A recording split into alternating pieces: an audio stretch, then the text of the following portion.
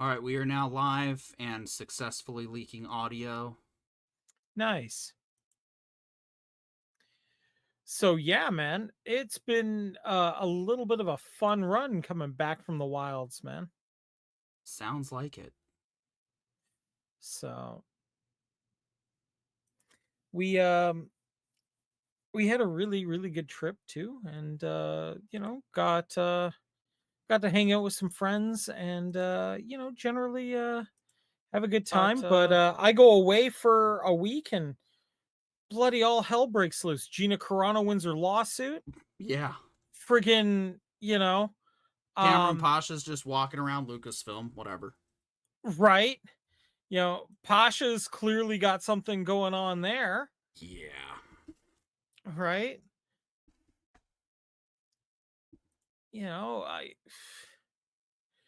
friggin' Strange New Worlds has really decent episodes. A couple of sci-fi movies release. Like, Yeah. yo, man, at this rate, I should go away more often. Tilt the studio light in my favor. And then... Oh, I should probably press play so we can actually start the show in 10 minutes. That could work. Oh, and did you see my latest video had the new opening on it? No, I didn't yet. Sorry. Well, consider this this leaked audio my attempt to tease.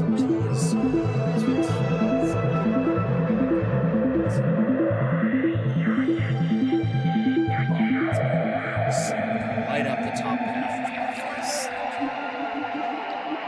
There you go.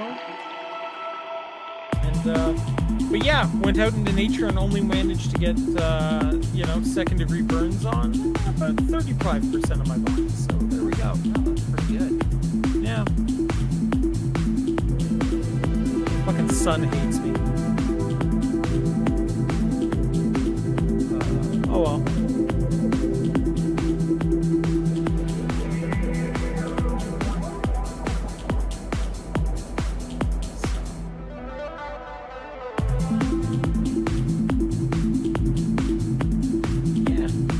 So I don't know, man. Anything else weird and wonderful happened while I was gone?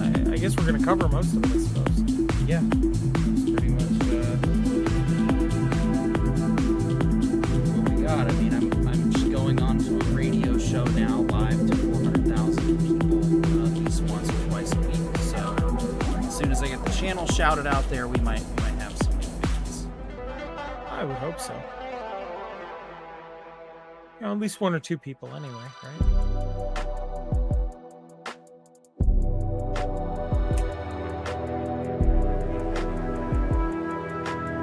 So. Oh, there's another thing that happened while I was gone. I don't know if you're familiar with the Star Control game franchise. No. So, Fred Ford and Paul Rishi, two guys who made arguably one of the best video games of all time, Star Control and Star Control 2, were pushed out of the making of the accolade Star Control 3, and thus they didn't use their story beats at all. They have now gone back and are releasing what they always intended to be the third game this month.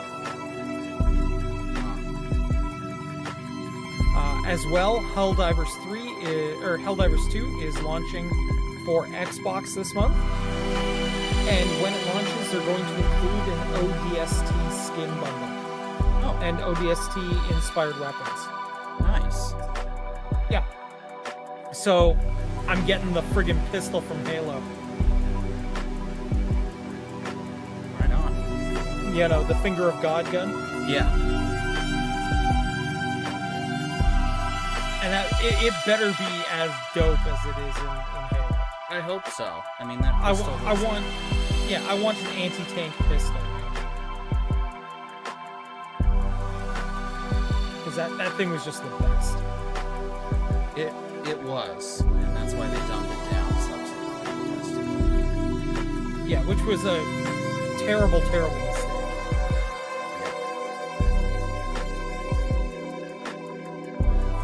I mean, for a long time in Helldivers, I was using a gun called the Senator, which is, the Helldiver 2 equivalent of, it's a 6-shooter that is quite possibly the best anti-SOB gun in the world.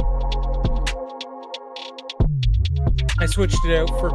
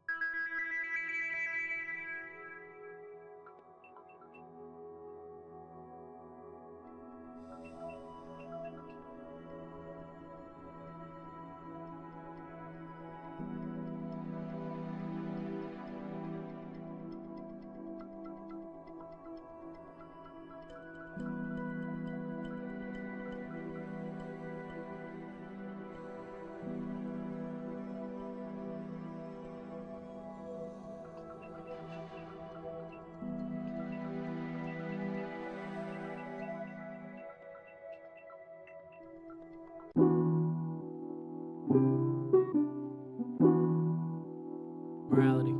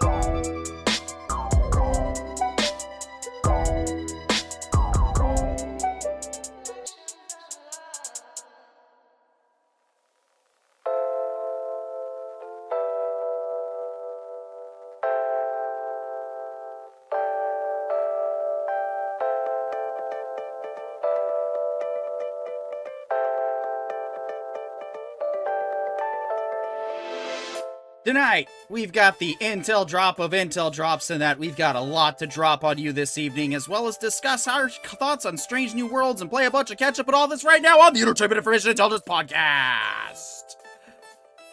Damn, I did that a little slow.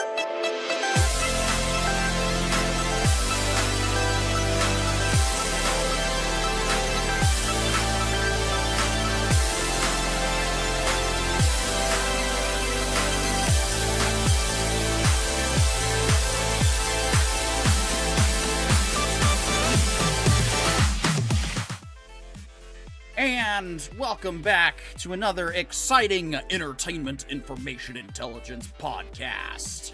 I am your host, Petey York, joined by the ever so lovely, all the way up in Toronto, yet somehow not Toronto. It's near Toronto, I think. It's Toronto-ish. Damn it, I was hoping I was way off. No, Victoria is what I meant to say. Anyway, can't get my wrong geography in Canada correct, so... All good, We're brother. actually All good. competent still, even though it was a little early on the launch there with the show. But yeah, You did Corion, awesome, we missed you last week. We missed everybody last week because we're lazy Sunday or lazy summer. So what all did you miss last week though? Had you not been here and had we had a show? Well, I mean, there's so much going on. I mean, we've got Gina winning her case against Disney, which, I mean, let's be honest, that's pretty freaking incredible, right? I mean, Disney were talking at the beginning of this, like, what? I know it's like 5 years ago, but it feels like 500 years ago in like Hollywood time. Yeah. Where they said they were going to like fight this to the ends of the earth, and now they're settling. And if you know, the intelligence avians under, working under the auspices of Cameron can be believed, it was not a terrible deal that Gina got. So, I mean, there was that. Some really decent sci-fi comes out. Yeah. Actually, we'll get into the Gina stuff probably near the end, either before or after a Strange New Worlds discussion. But I'll need you to pull up the intel for that on your side. Yeah, I'll if get you it. Don't mind, because I'll get it going. totally forgot about it. It had been a couple of weeks, so Corion and I, we figured, well, you know what? We're just gonna do this week the biggest sandwich that you have ever imagined of intelligence is headed your way. No, I don't necessarily mean that the nuggets we have are super juicy. They're kind of juicy. They're like They're tasty. I would say they're tasty. like Welch's chews, that juice chews. Not quite like We're not full on Gushers. Exactly. But... Yeah, Gushers was like instant juice. It's more like the Welch's fruit juice. So, all right. Still solid choices though. Yeah, I agree. Also, congratulations to Pollo Zapatos. He wanted us to say something about Greys and aliens, and I'm like, man, you really must be out of it because you're talking about Rogue Council jokes, not the Entertainment Information Intelligence Podcast. So yeah, John is preoccupied fighting aliens, I guess, is what he wanted us to say, but really he just had another child. And so we wish him and his family well and a speedy development for the for my newest nephew in the family. So yeah, that's really awesome. Shout out to Skoglioten and being in the chat, as well as Hannah, and of course everybody else out there lurking. Hello, welcome. Whether you're watching on the replay or whatever, we've got a night packed full of fun discussion. This could be an 8-hour show with how much information we got to get through. Right? Holy cow! All right, well, let's start Scott at the beginning. Bakula is talking about returning as Archer. We're going to get into this later as we approach our Star Trek discussion. First, I want to figure out if we're watching this. Alien Earth, Ridley Scott's terrifying space monster, finally comes to TV, and it's properly creepy. I'm going to read a few paragraphs of this, and we'll go from there. I am human, and nothing human is alien to me, wrote Roman playwright Terence in 165 BC. He hadn't seen any of the Alien films, though. He hadn't seen Alien or Aliens or Alien 3. He hadn't seen any of the Predator crossover canon. He hadn't seen Resurrection or Prometheus. Well, luckily he hadn't seen those To be fair, first he two. hadn't seen Prometheus, which is a good thing. Yeah. You don't know anything with that. He hadn't even seen Alien Romulus. Oh, man. Bummer. Yeah. Even though he named Romulus after the guy was who pretty co-founded Rome, blah, blah, blah. Part of the franchise's success is its malleability, a creature horror stuffed with Freudian nightmare, and the films blends action, sci-fi, theology, and satire. I don't want to be Frankenstein's, whatever. Now that the IP belongs to Disney, we should expect many more installments, but can they keep stretching the story in this exciting shapes, or are the days of Alien Below Decks or the Real Housewives of Moon LV 426 upon us? That's pretty good. I kind of want that now. Give us the what if, Disney. Although I still say the best version of that would be set on post Deep Space Nine, after the Dominion occupation, and they could just call it Keeping Up with the Cardassians. Yep. But yeah, exactly. Thankfully, they give control of Alien Earth to writer-director Noah Hawley, the TV genius responsible for Fargo and the dazzlingly ambitious Marvel series Legion. He takes us back a few years before the start of the film to an Earth run by a consortium of 5 tech companies. okay. Like we're not already? Yeah, sounds accurate. Carrying on. A deep space research vessel belonging to Wayland Yutuni, not to be confused with Wyland Gallery, aka Batty Corp, crash lands into a building owned by rival Prodigy. Guess what? There's a very, very bad dog on board, and the Jurassic ovoids being I think you meant avoids being transported, not kinder eggs.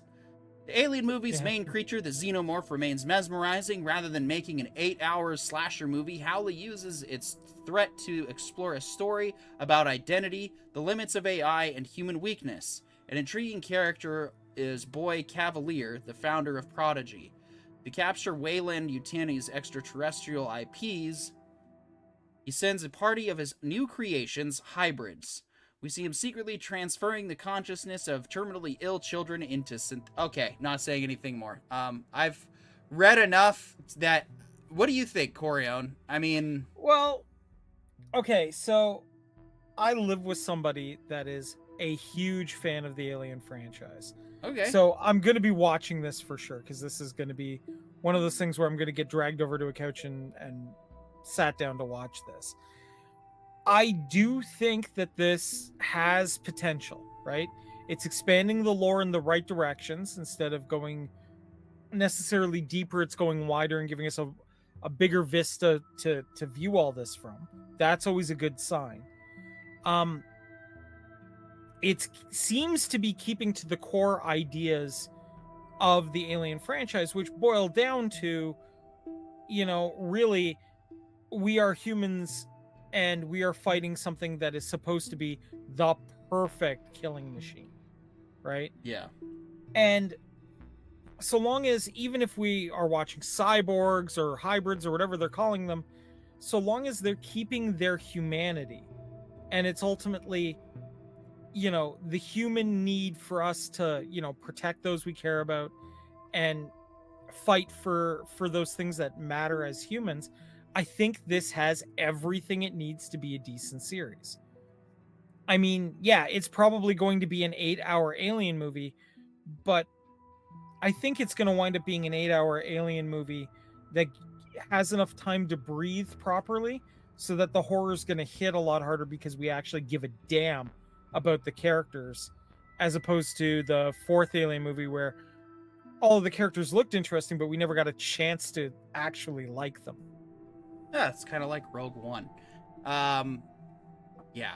Well, we may have to check out... We'll have to see. I'll have to figure out a watch schedule, because it sounds like all the episodes might have been dropped already, or they've been screened. I'll have to see what's going on with it, because I think today was the day it was supposed to come out. If I remember the promos correctly. But we will... Yeah, it sounds about right. We'll probably be reviewing this show along with the rest of Strange New World Season 3, and hey, we're getting back to our review content. Yay! I missed it. I know some people don't, but you know what? I did love too. It, so, okay, good.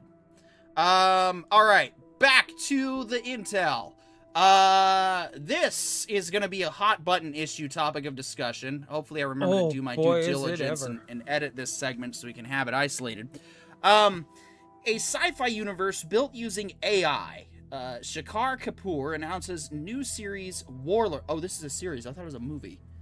Nope. This is going to be a new series. Check plot and other details. Veteran filmmaker Shekhar Kapoor has announced his latest venture, a science fiction series titled Warlord, created entirely using generative AI. All right, I want to take a quick second, real quick, to just explain honest, quality human content on this channel.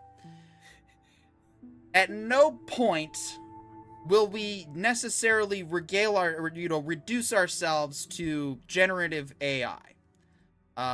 If we don't want to have our cameras on, we're probably just going to stick to our avatars. I don't even want to go to animated avatars for the show, at least. Whether or not we do it for gaming, that's a different story.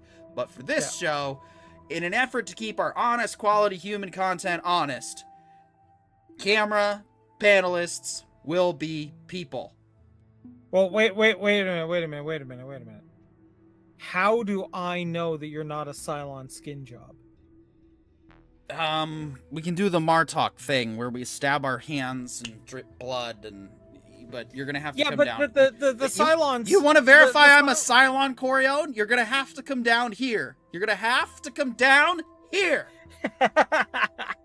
No, that tells me it's you're actually human. Right. Come on and find it and test me, bro. First, I'm not silly enough to potentially battle Florida Man in his home turf. Second,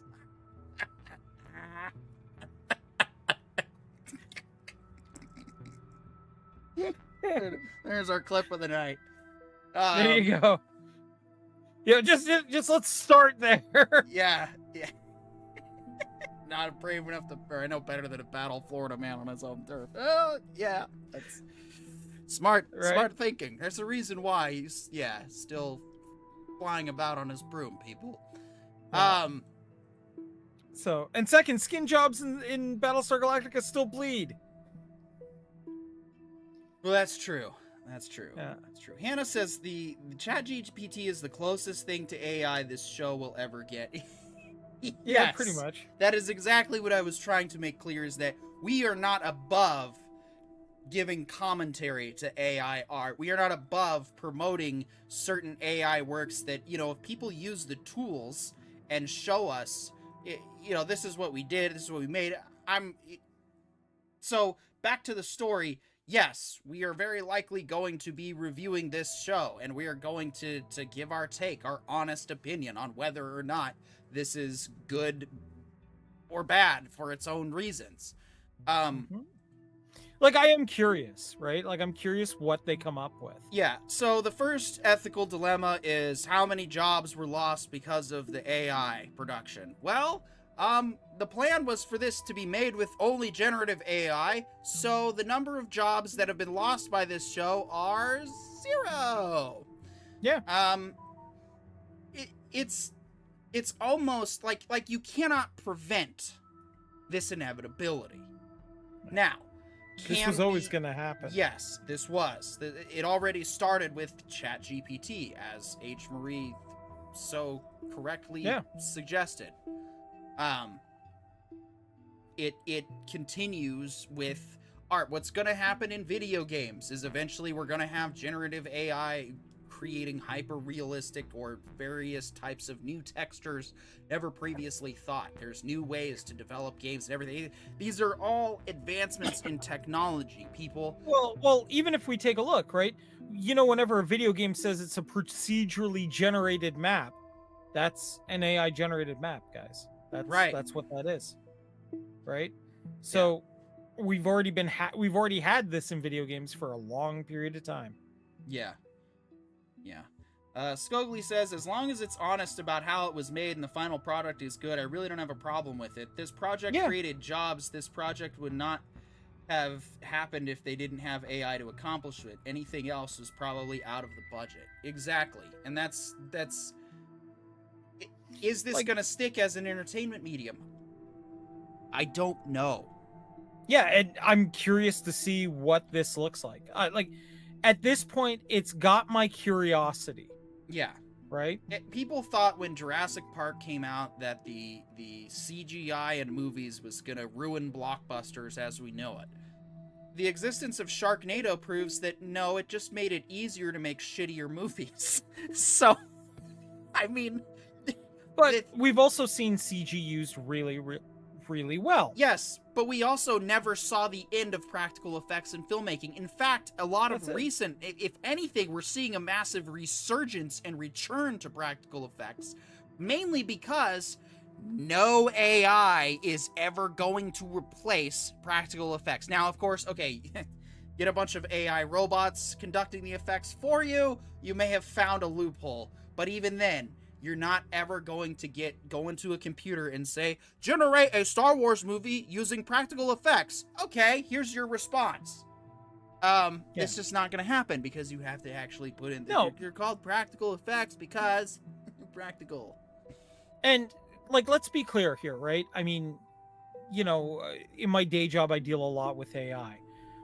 AI on its own can't create, okay? Right. It can take existing things and remix them. It can do that sort of thing, but it doesn't have that creative spark in and of itself. What they probably did in this sort of scenario is the creator of this story gave a bunch of prompts as to, I want a film, like I want a story, and it needs to have the following things in it, right? And it has to follow the following progression. And then somebody sat down and refined it from there. This could be really good, right? This has potential. Let's see what, like, I want to give it an honest review. I do too. And, you know, if it's good, I don't see a problem supporting it.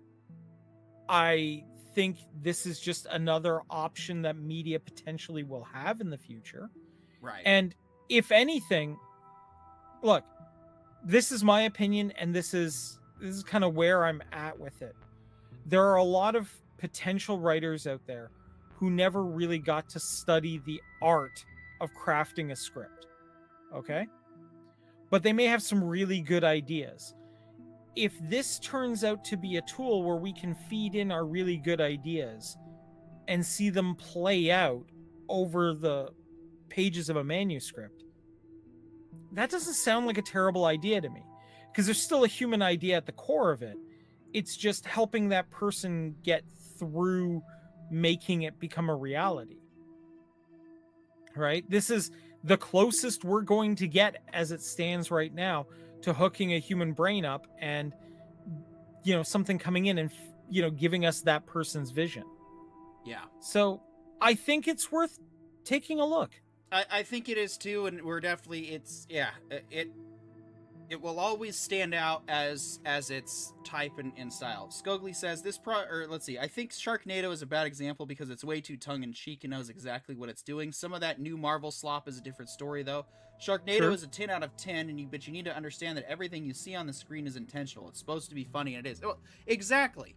But you're not going to take that script into a serious pitch meeting with the execs of Paramount or even Amazon and say, we're going to turn this into an Oscar-worthy blockbuster film. That was the argument that people had against CGI, was that it was going to change things way too much so anybody can just make a movie. And, well, actually, anybody can just make a movie. That's always been the reality since the dawn of time. Steven Spielberg was making movies with his own, home camera Super set. 8. Yeah, his Super 8 freaking movie videos that eventually did, turn into big blockbusters. But there's a path, there's a way to do it. And like I said, this is not, if anything, AI is going to further inspire more practical effects movies as a result. I mean, look at Oppenheimer, one of the greatest movies ever made. And it deserved every single award that it got because it was a movie about, well, a topic that really we should all be educated on and aware of, and it does an excellent job of summarizing American Prometheus. Yeah. It also does an excellent job of making it feel real and connected because all the effects are real and connected. You're not watching, someone make a VFX explosion. That said, there is also still going to be a market for movies like Godzilla -1 that proved that Hollywood's already bloated with VFX artists and people BSing their way through contracts and jobs. Because Godzilla Minus One is one of the greatest looking, that's another one of the greatest movies ever made. Came out in the same year.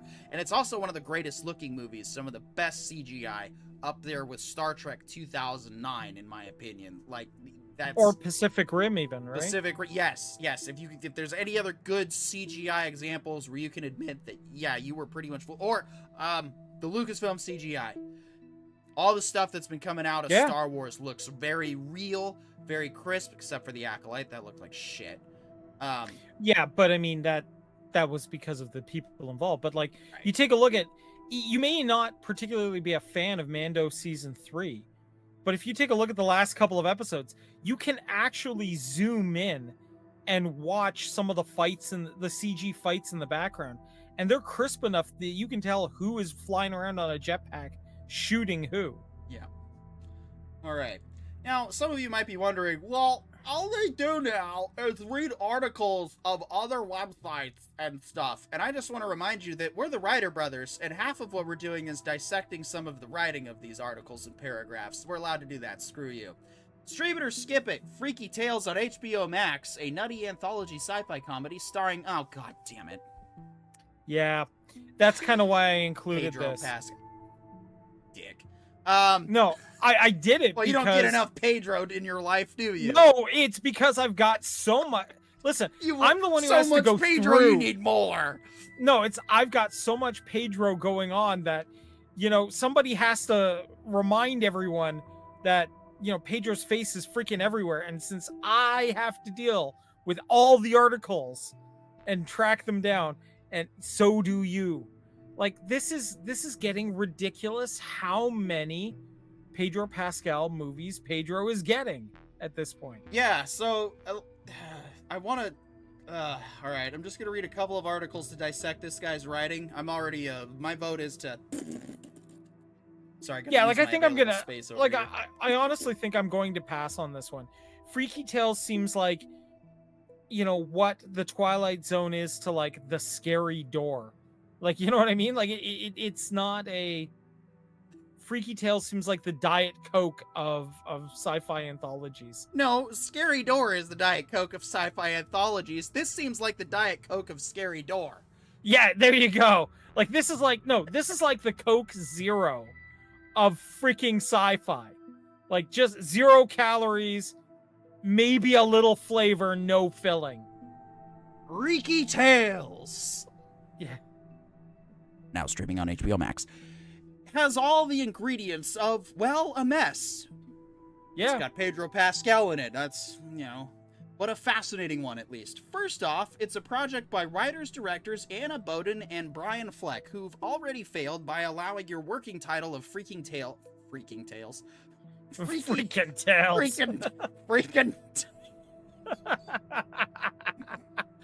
You can already see where we're leaning on Italian this one. Mob anthology series, Freaking Tales. Oh my god. All right. It's the Pedro Pascal. It's getting to us really badly. First of all, the fact that you guys let your working title of Freaky Tales that you clearly came up with around the freaking joint pit is already problem number one.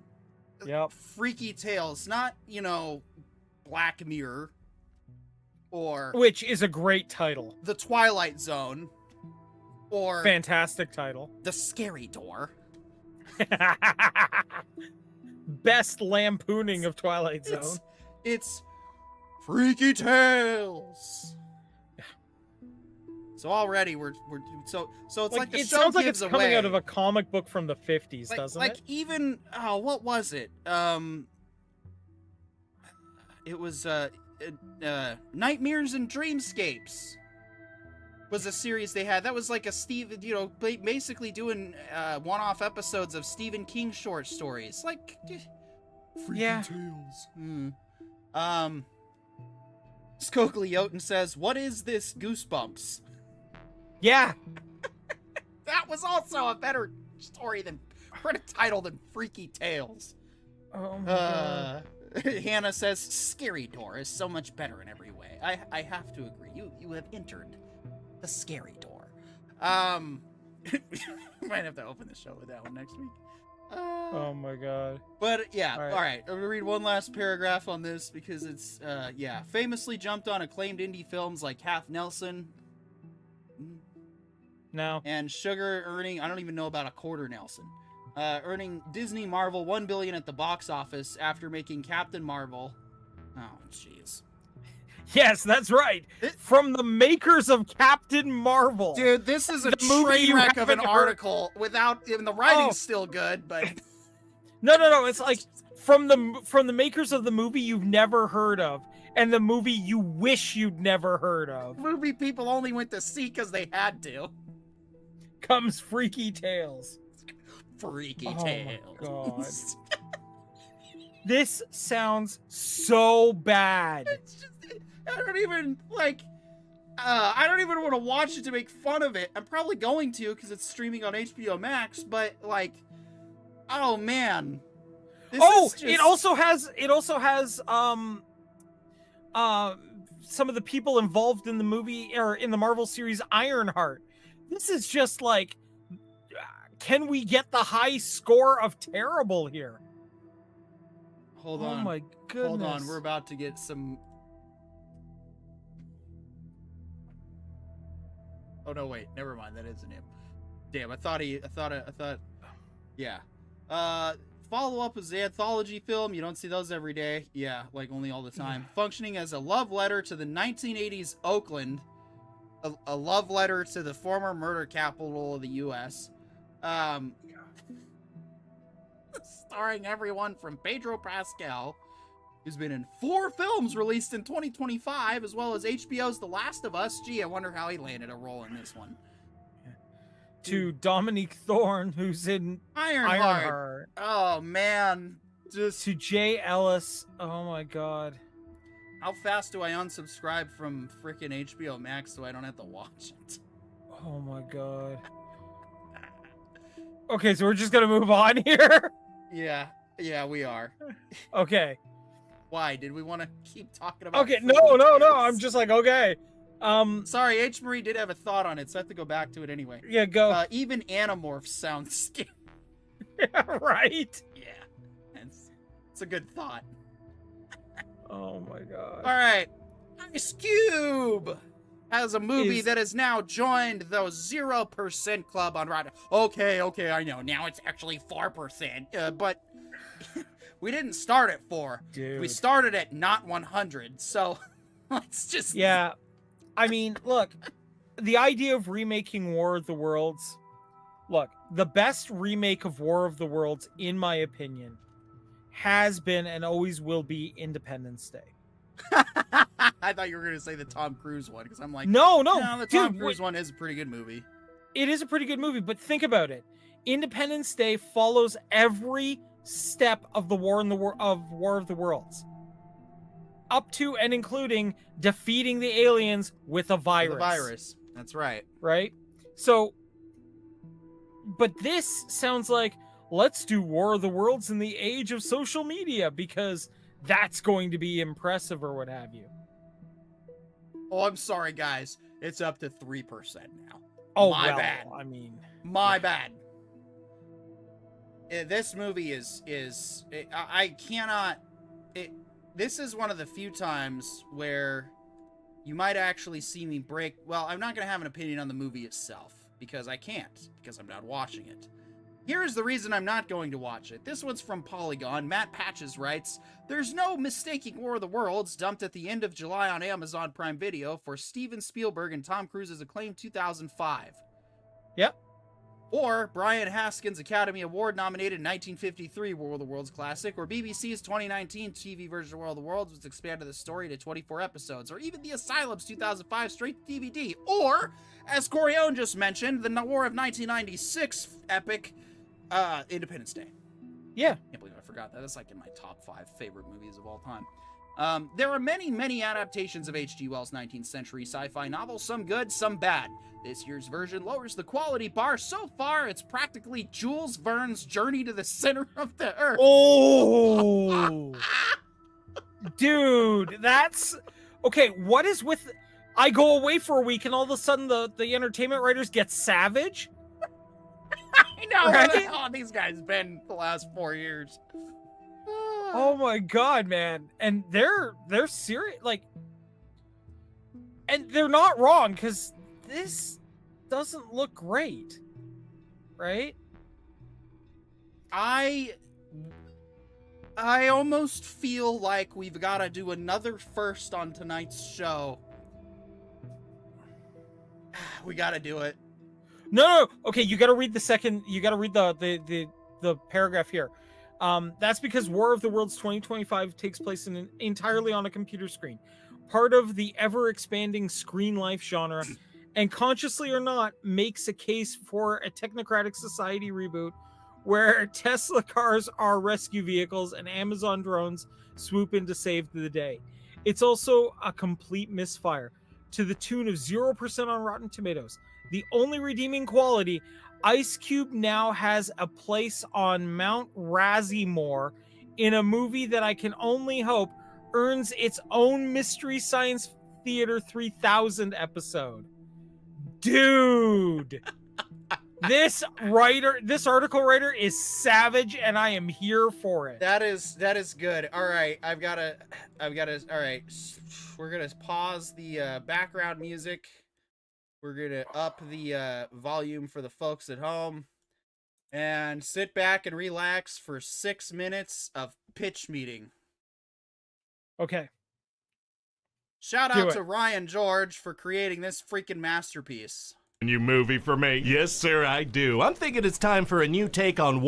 So, you have a new movie for me? Yes, sir, I do. I'm thinking it's time for a new take on War of the Worlds. Ah, that's a good idea. Some good sci-fi for people to pop on after a long day of being stuck on Zoom calls. Yeah. So what's this one gonna be like? It's gonna be like being on a Zoom call for 90 minutes. Oh, that sounds amazing. Yeah, the whole thing, and I mean the whole thing, is gonna look like you're looking at a computer screen. That's so freaking immersive. It's gonna be like you're right in the action, watching the action from a computer screen. Exactly, and we're gonna see the main character react to alien footage through his webcam. Wow, well, we're gonna need someone with some serious acting chops if the whole movie's gonna be a close-up of him reacting. Ice Cube is good at frowning. Well, that should work just fine. Okay, so Ice Cube works at the Department of Homeland Security, and he's the guy who's in charge of looking at people through cameras and listening in on their phone calls. So he, like, leads a team or something? He seems to be completely alone in... So in other words, someone got really drunk and stoned watching the episode of South Park where the guy is, doing the toilet safety administration, watching the cameras, and they decided that dude jacking off to everybody was a character they needed to make.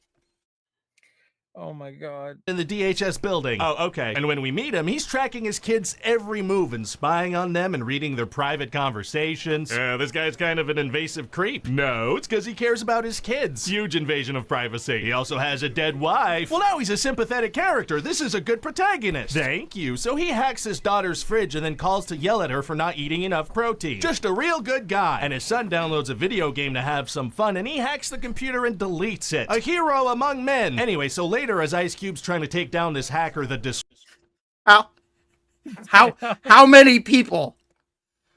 How many people heard that line and agreed with it, unironically? Disruptor, a bunch of meteors hit the planet. Oh, did nobody see them coming? Nope, because all the world's satellites were taken down a couple days earlier. How? Meteors. What? So humanity had no way of seeing this coming. Well, but then these frickin' large machines come out of the meteors and start attacking people. Oh no. Yeah, so Ice Cube's gonna be like, whoa. Oh my goodness. As he watches footage, that's right. But then he wants to go help his daughter who's injured, but he can't leave the room because the door is locked. Dang. So how is he supposed to get through a glass door and exit this room? Impossible. So he returns to his computer and hijacks a Tesla for her and self-drives it to the hospital. Shouldn't he be helping with Homeland Security? He's getting to that. Okay. So now he's got to do this super action-packed thing where he puts together a presentation for the president. Oh. Yeah, so we'll see him taking screenshots from cameras and from the news and whatnot. He's getting his information from the news constantly. Yeah, the news is reporting on things before he can even find them out. So he presents this to the president, and the president's like, yeah, we should shoot the aliens probably. Wow, well thank God Ice Cube gathered some screenshots on his computer and organized them into neat columns. Oh, heroic spreadsheets are tight. But then we're gonna learn that the aliens are actually here to eat our data. What does that mean? Data is their food. What does that mean? They think our data's so frickin' tasty, so they start eating all of it, and as Ice Ice Cube's looking at his dead wife's Facebook page, they eat that and it disappears in real time. Aliens eat Ice Cube's dead wife's Facebook page? How quickly can we put this movie into production? And they start eating everybody's data, and the military's data, and the government's data, which means, well, frickin' passenger airplanes fall to their deaths. Wait a minute, Planes hold on. die. That's what we're gonna write on screen. So wait a minute. What you're saying is all the credit card debt and like all the information that we don't want governments to have is going to be eaten by the aliens, and we're supposed to be upset about this? Well, passenger jets are falling to their deaths. The empty passenger jets, because no one can afford to fly right now because of the crippling credit card debt.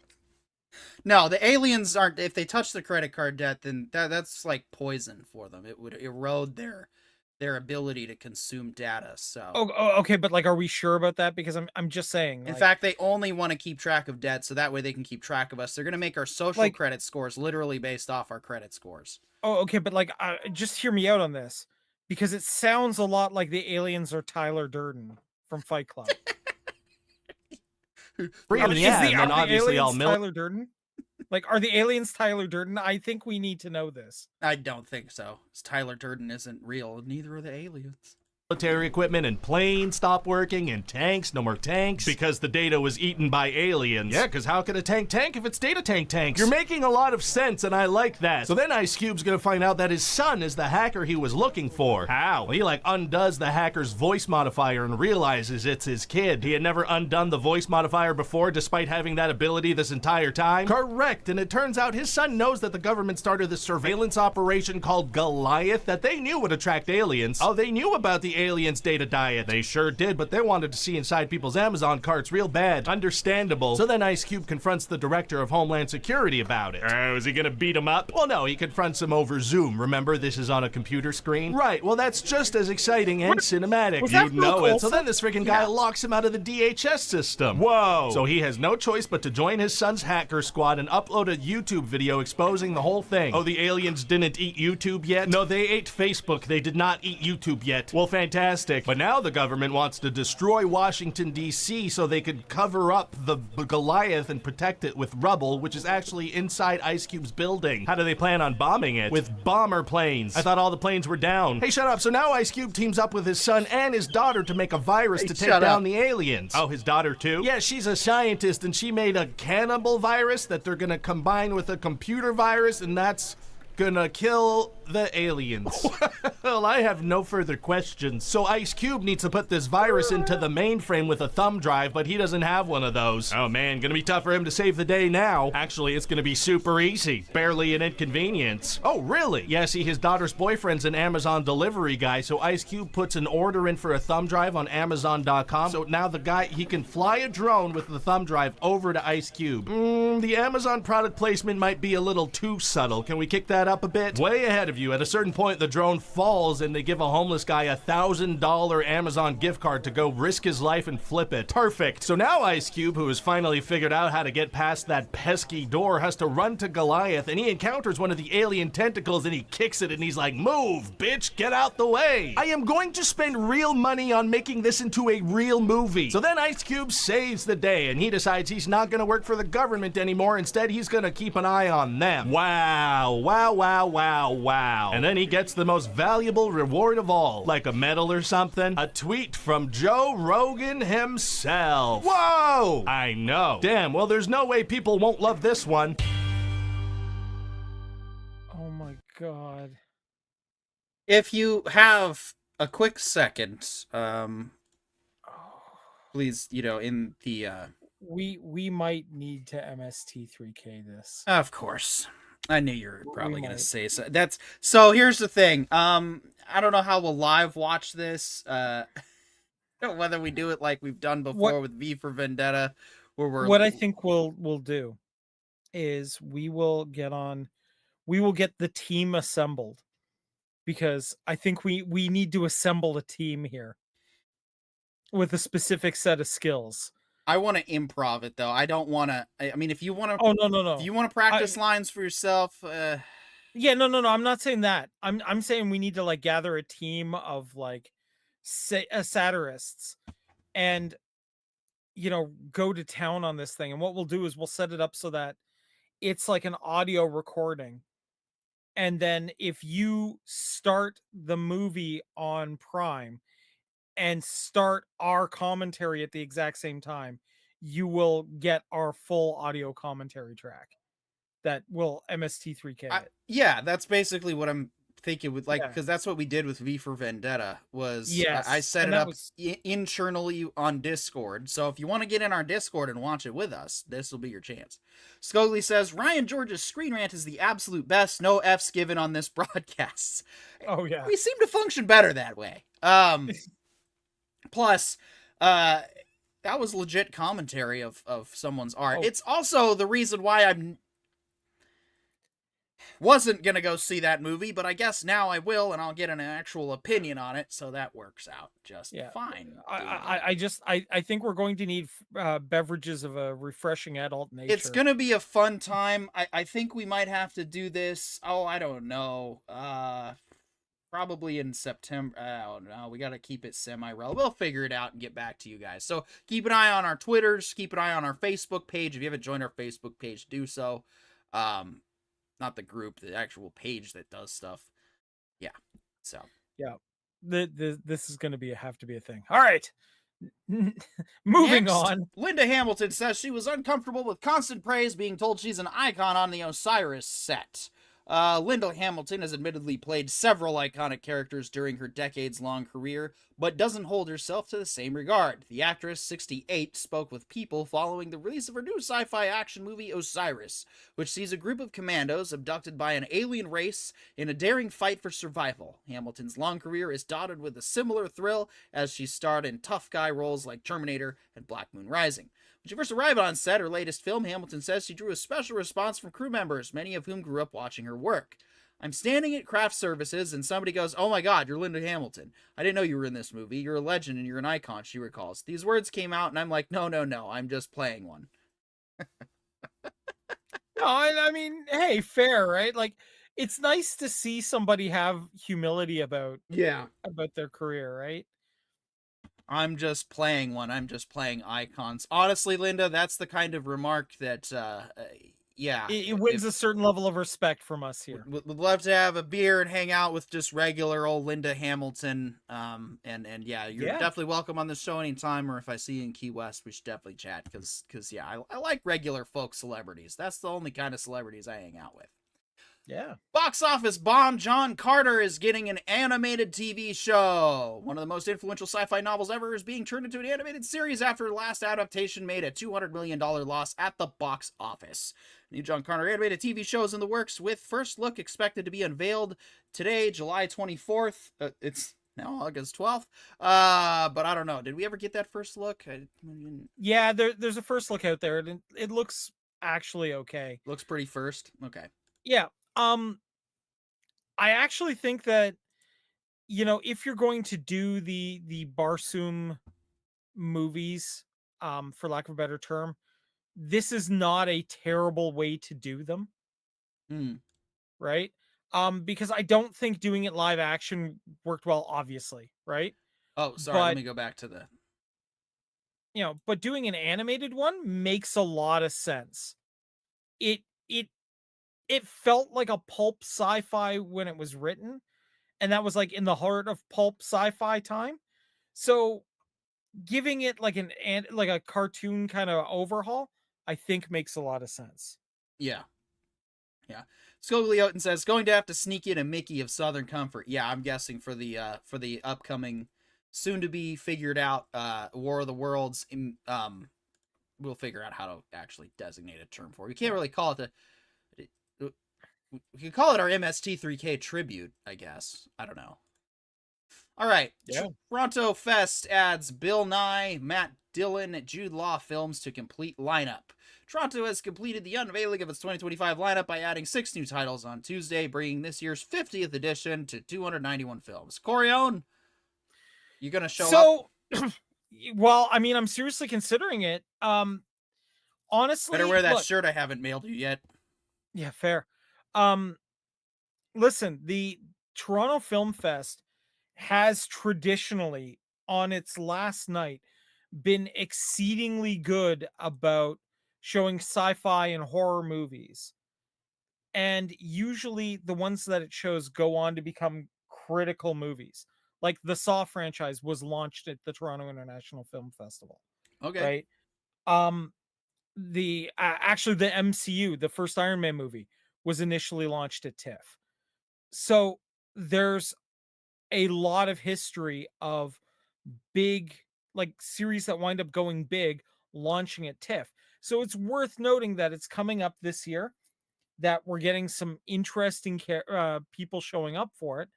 So it's quite possible we could get some really good movies out of this. Yeah, So worth considering, definitely. right?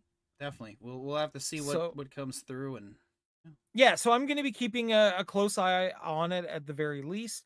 I'm going to see what on the list is worth me checking out, and I will provide a live report. awesome.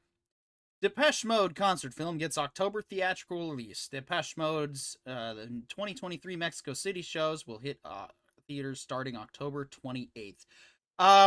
If you are a Depeche Mode fan, you're definitely going to want to check this out. Back when I used to actually listen to U2 regularly, I did see one of their theatrical concerts in 3D. It was like U2 3D or something.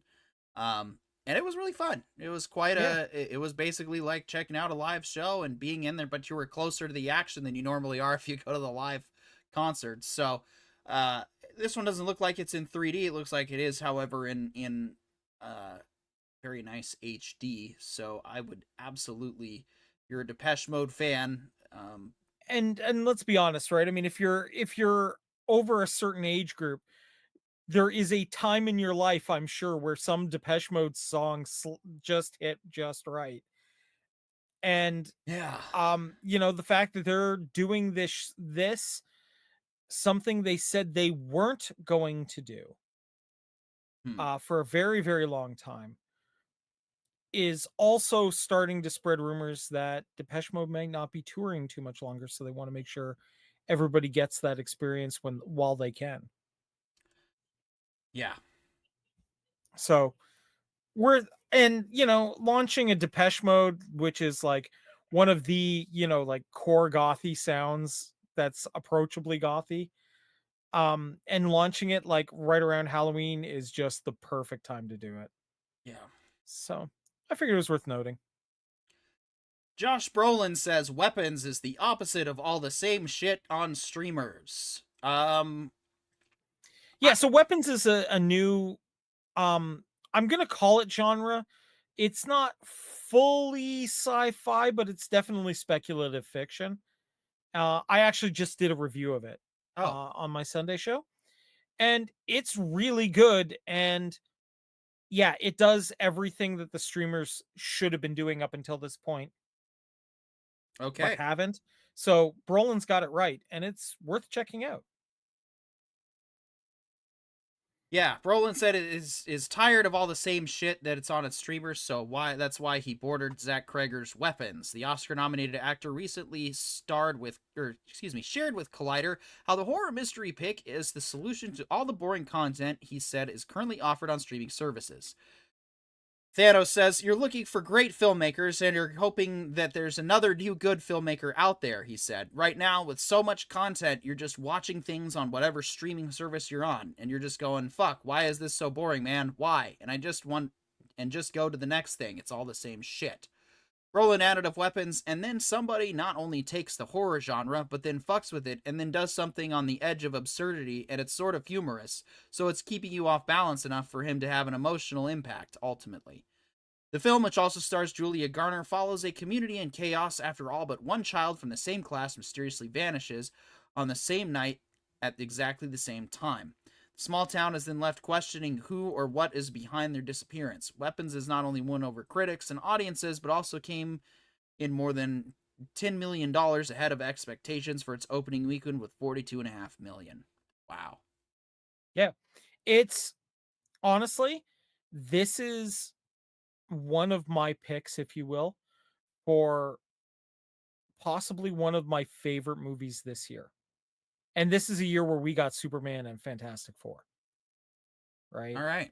Yeah. So that should be like it's worth a watch, guys. Absolutely. Shrek 5's moves back 6 months to summer 2027. If you're like me and still surprised there's going to be a Shrek 5, then you probably are like, eh.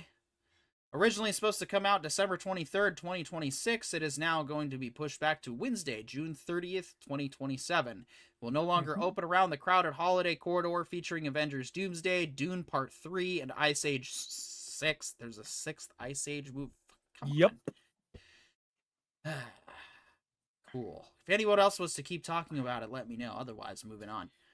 Yeah. Naked Gun producer Seth MacFarlane and Erica Huggins talk greenlight hurdles and sequel possibilities. I still haven't seen the Naked Gun yet, not because I didn't want to, I just haven't gotten around to it. But I've heard nothing but good things so far. And yeah, It global is haul of 56 so million. funny. Yeah, that's pretty good. Yeah. Guys, it is so funny. I don't look, normally okay. When I go to see a movie, I'm in like reviewer mode. You know, like I'm that guy that shows up at the movie theater with like a clipboard and paper to write down my notes. I was not taking notes in this one. I was just laughing my way through it. It was so good. It's like, you know, we need to get back to this level of absurd comedy.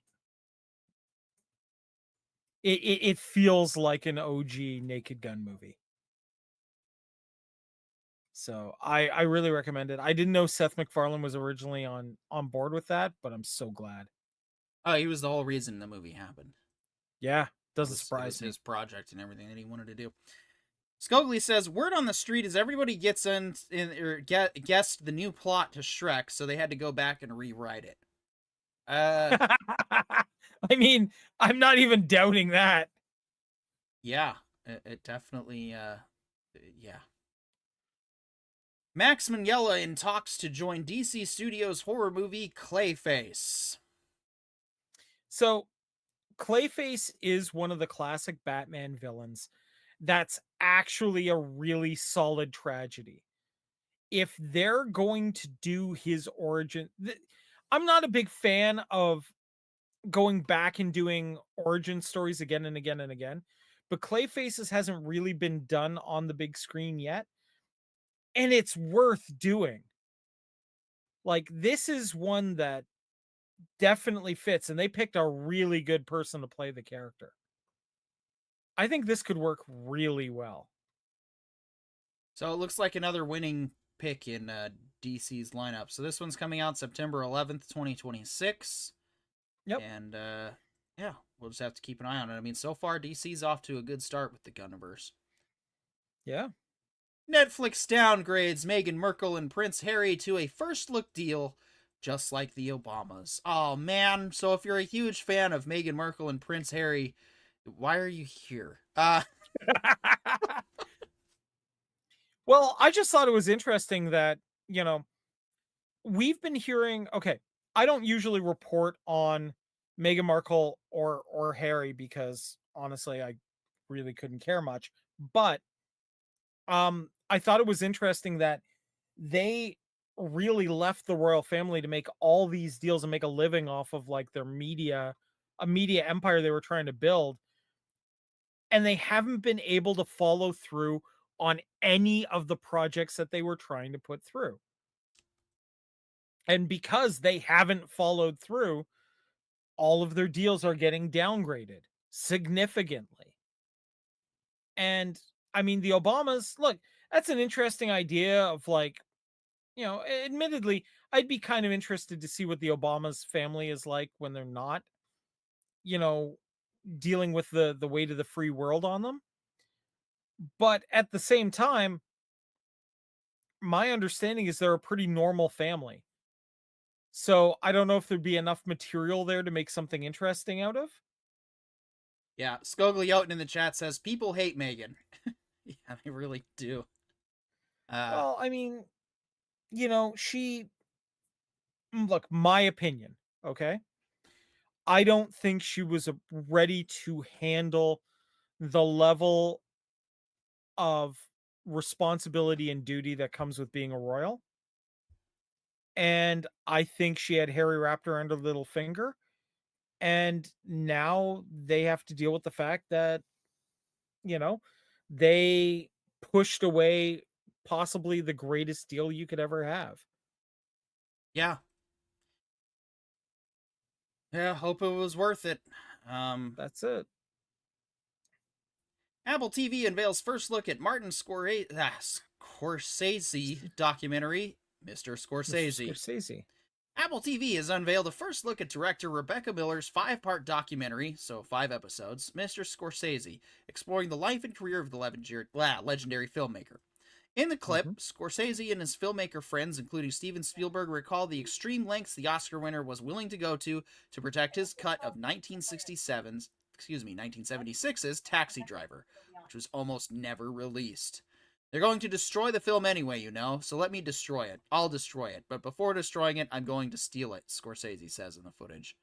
The docuseries examines how Scorsese's colorful life experiences informed his artistic vision, and each film he made stunned the world with originality.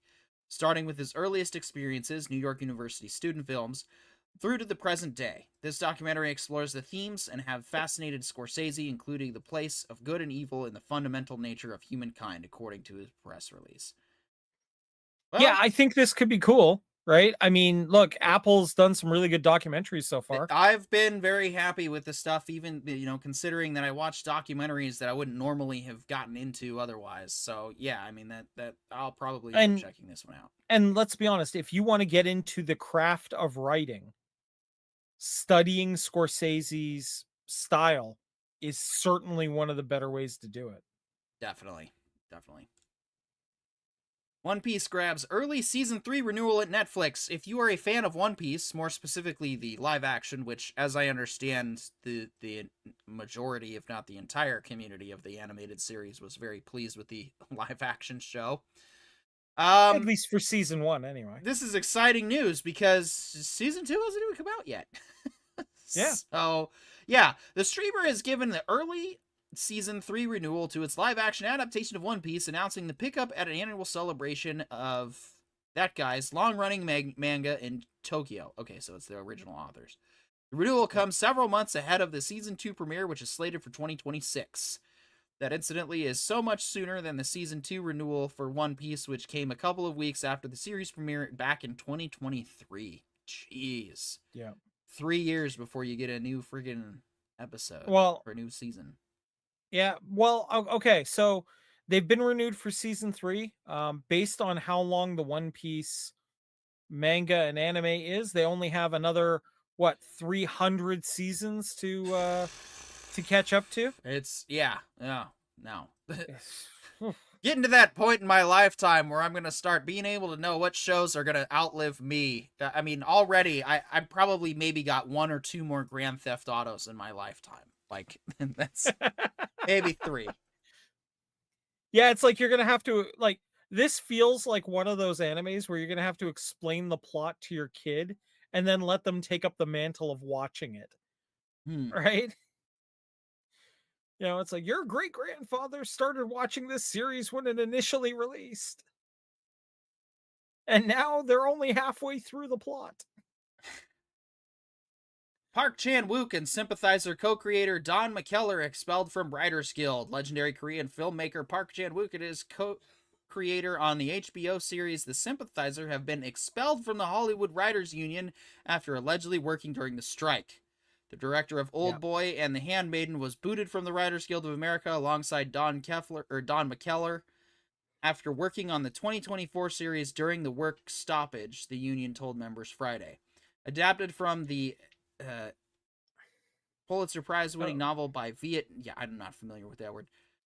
The series from A24 and Rhombus Media follows a North Vietnamese double agent who continues past. Okay. So, booted out of the guild. So here's why this is kind of interesting, okay? First, you have to understand that during the Writers Guild work stoppage, while official work stopped, everybody was writing stuff at home so that as soon as the work started again, they'd be ahead, right? everybody was doing this. So the fact that they singled out these two individuals for doing what literally everyone else was doing is interesting, especially when you find out that these two were quite upset at the current leadership of the Writers Guild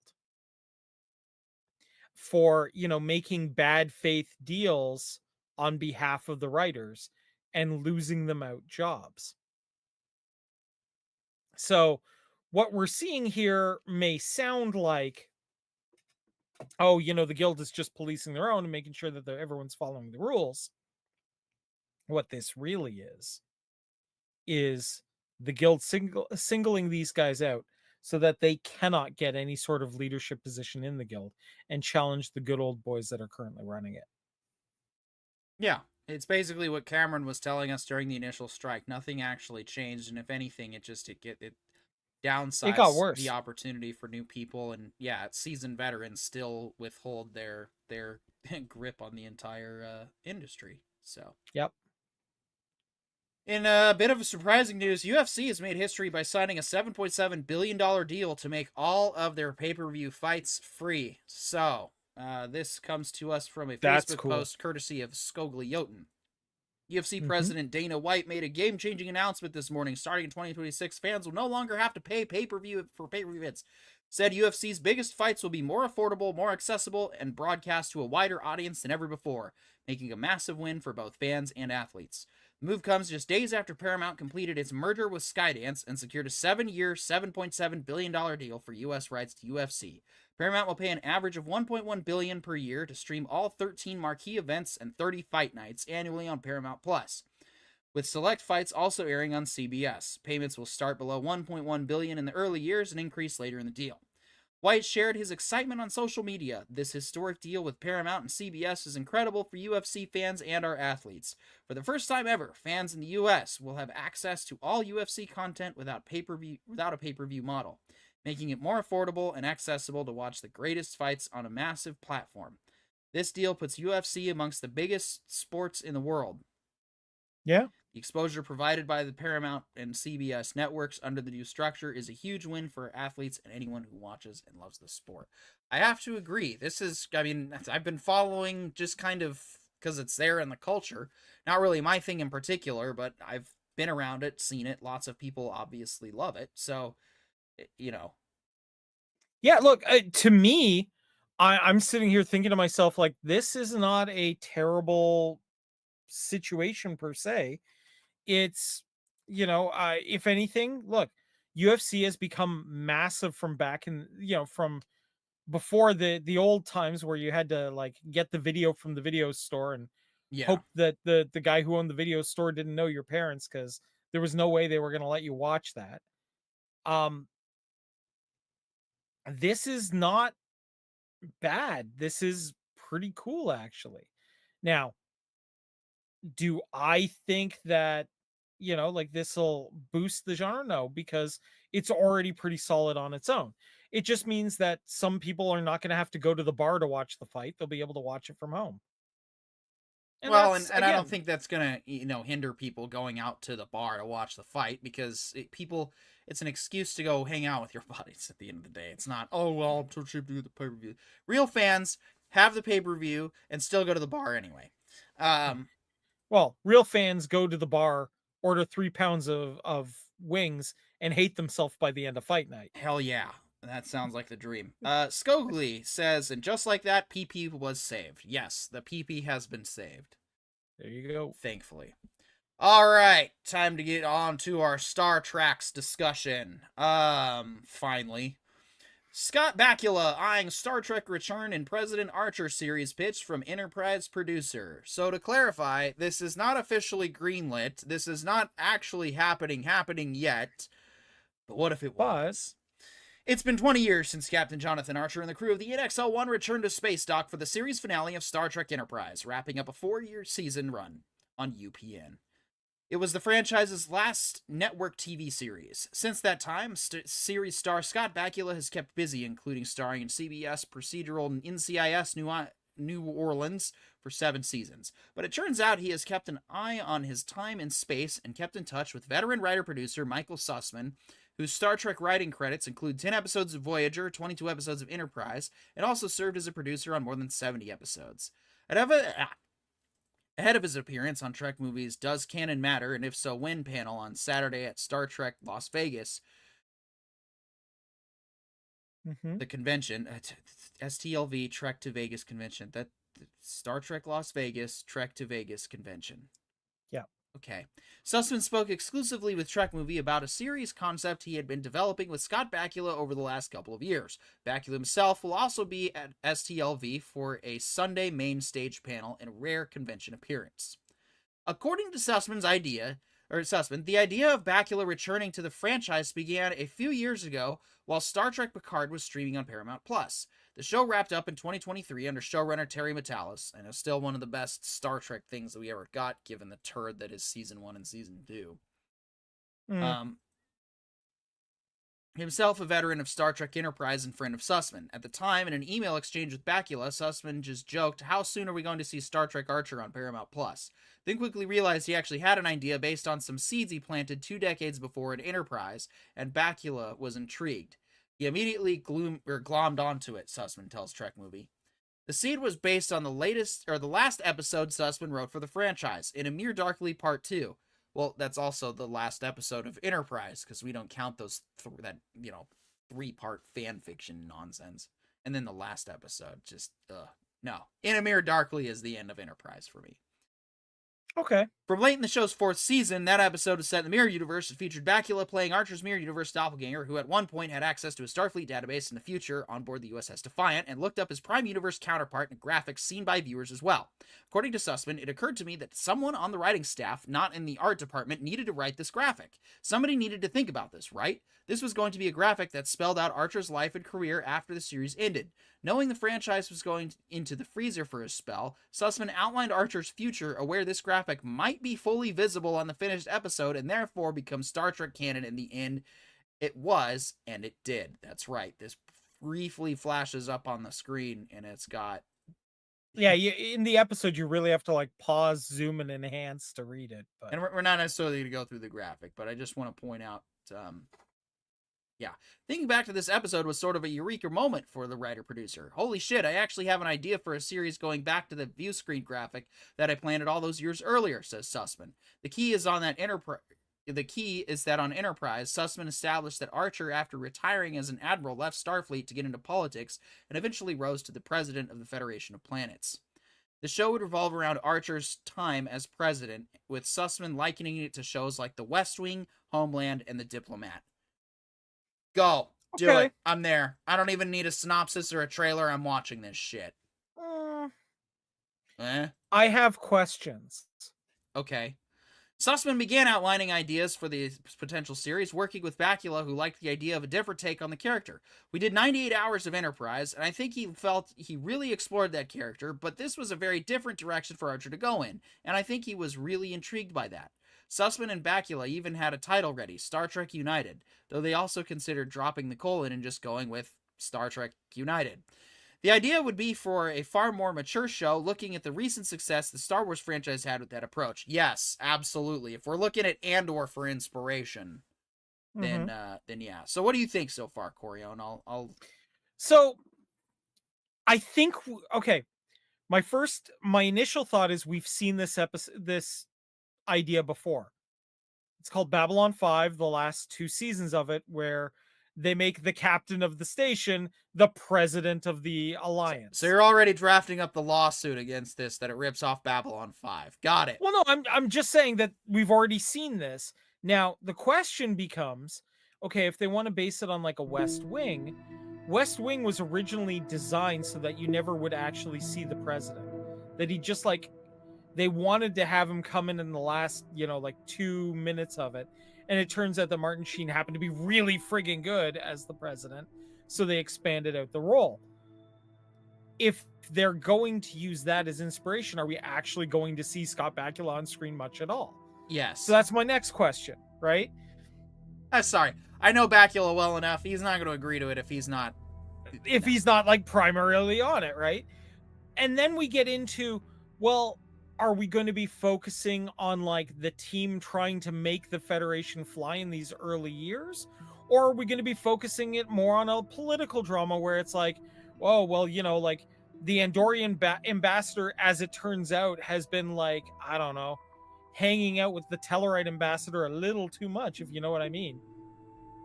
And that's going to create the drama.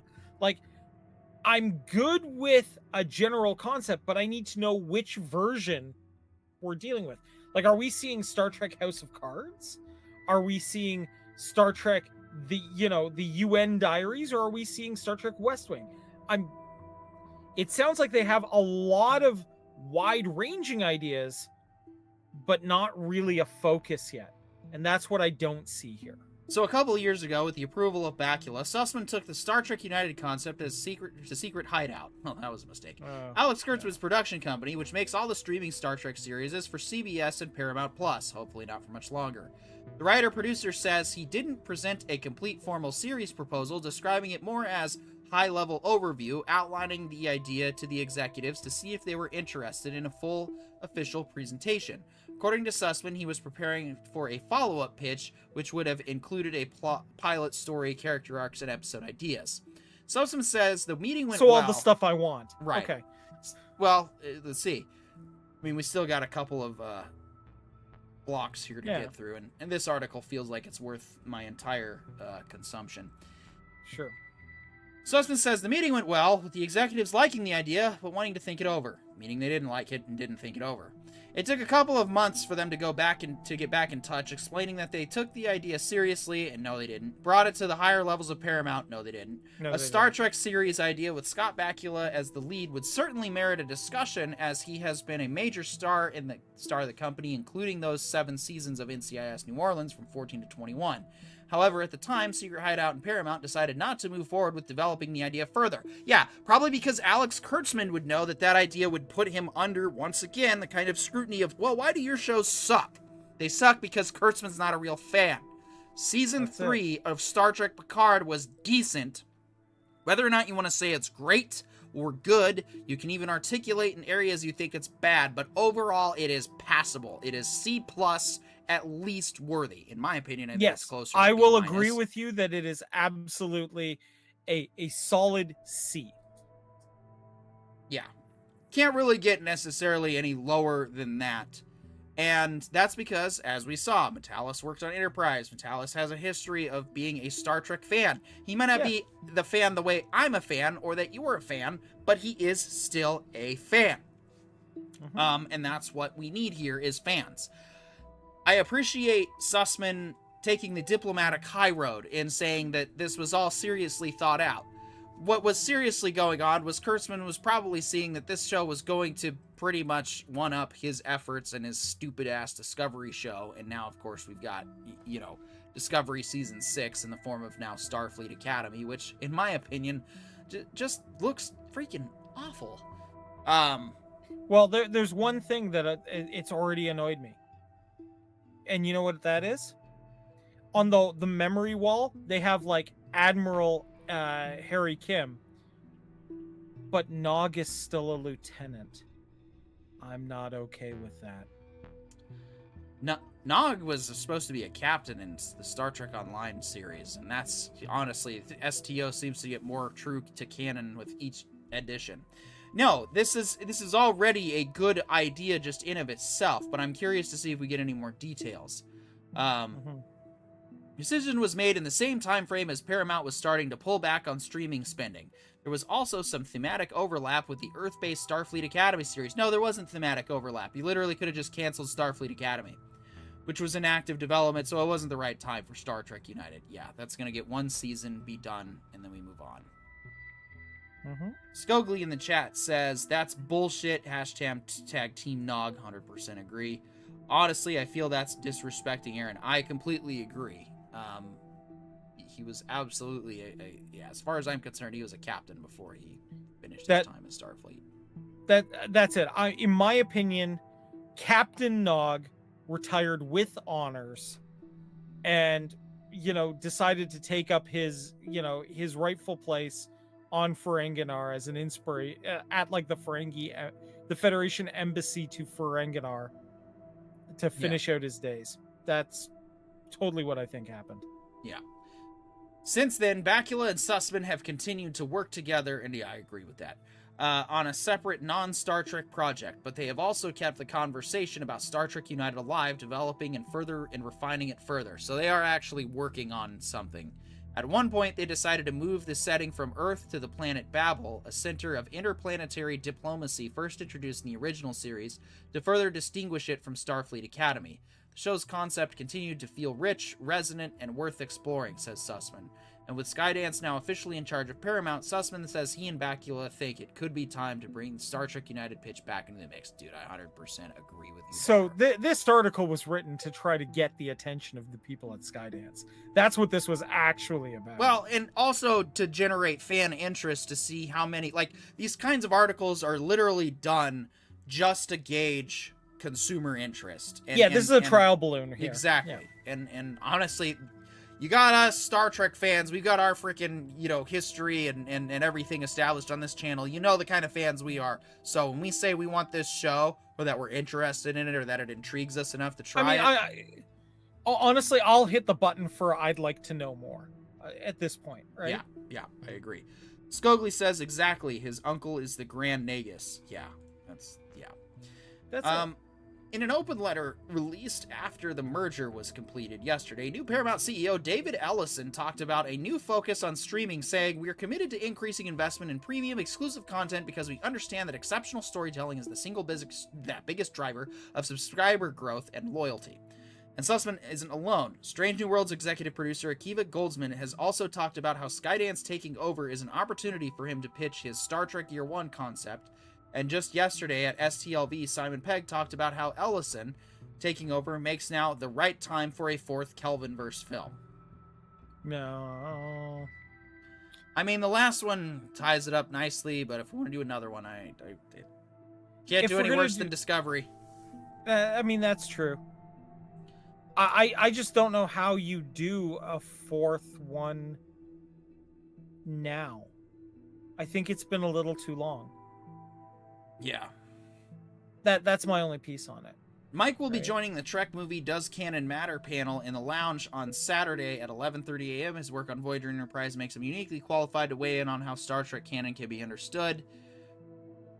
Well, I don't know if we ever got any follow-up from this, but if we did, I'd have to look into it. So, pretty vague what the concept is, but this is from somebody with experience. Yeah, and for the record, I don't mind so far what I've seen. I just want to know more about where you want to take this. Yeah. Right? Because there are a couple of ways this could go, and it could be interesting. If you're doing it on Babel, that makes sense in Star Trek lore. Babel is the big diplomacy planet. Yeah. And especially in the early years of the series, yeah, I think this could work, but man, they've really this has got to be one of those where it's really tight, really well done. It's got to feel like the stuff the president says actually matters. Because let's be honest, most of the time those ships are on their own, right? It takes like a week for them to get a response to something from Starfleet, and by then they've already resolved the problem, right? Exactly. So, yeah. All right. So you wanted an article about Gina? Yeah, Gina, and then if you want to get some of the Kamran info on it as well. Yeah, I'm getting that as well here. So yeah, this is an interesting situation because I never thought I'd see the day when this would get settled in such a way in Gina's favor. I never thought I'd see this.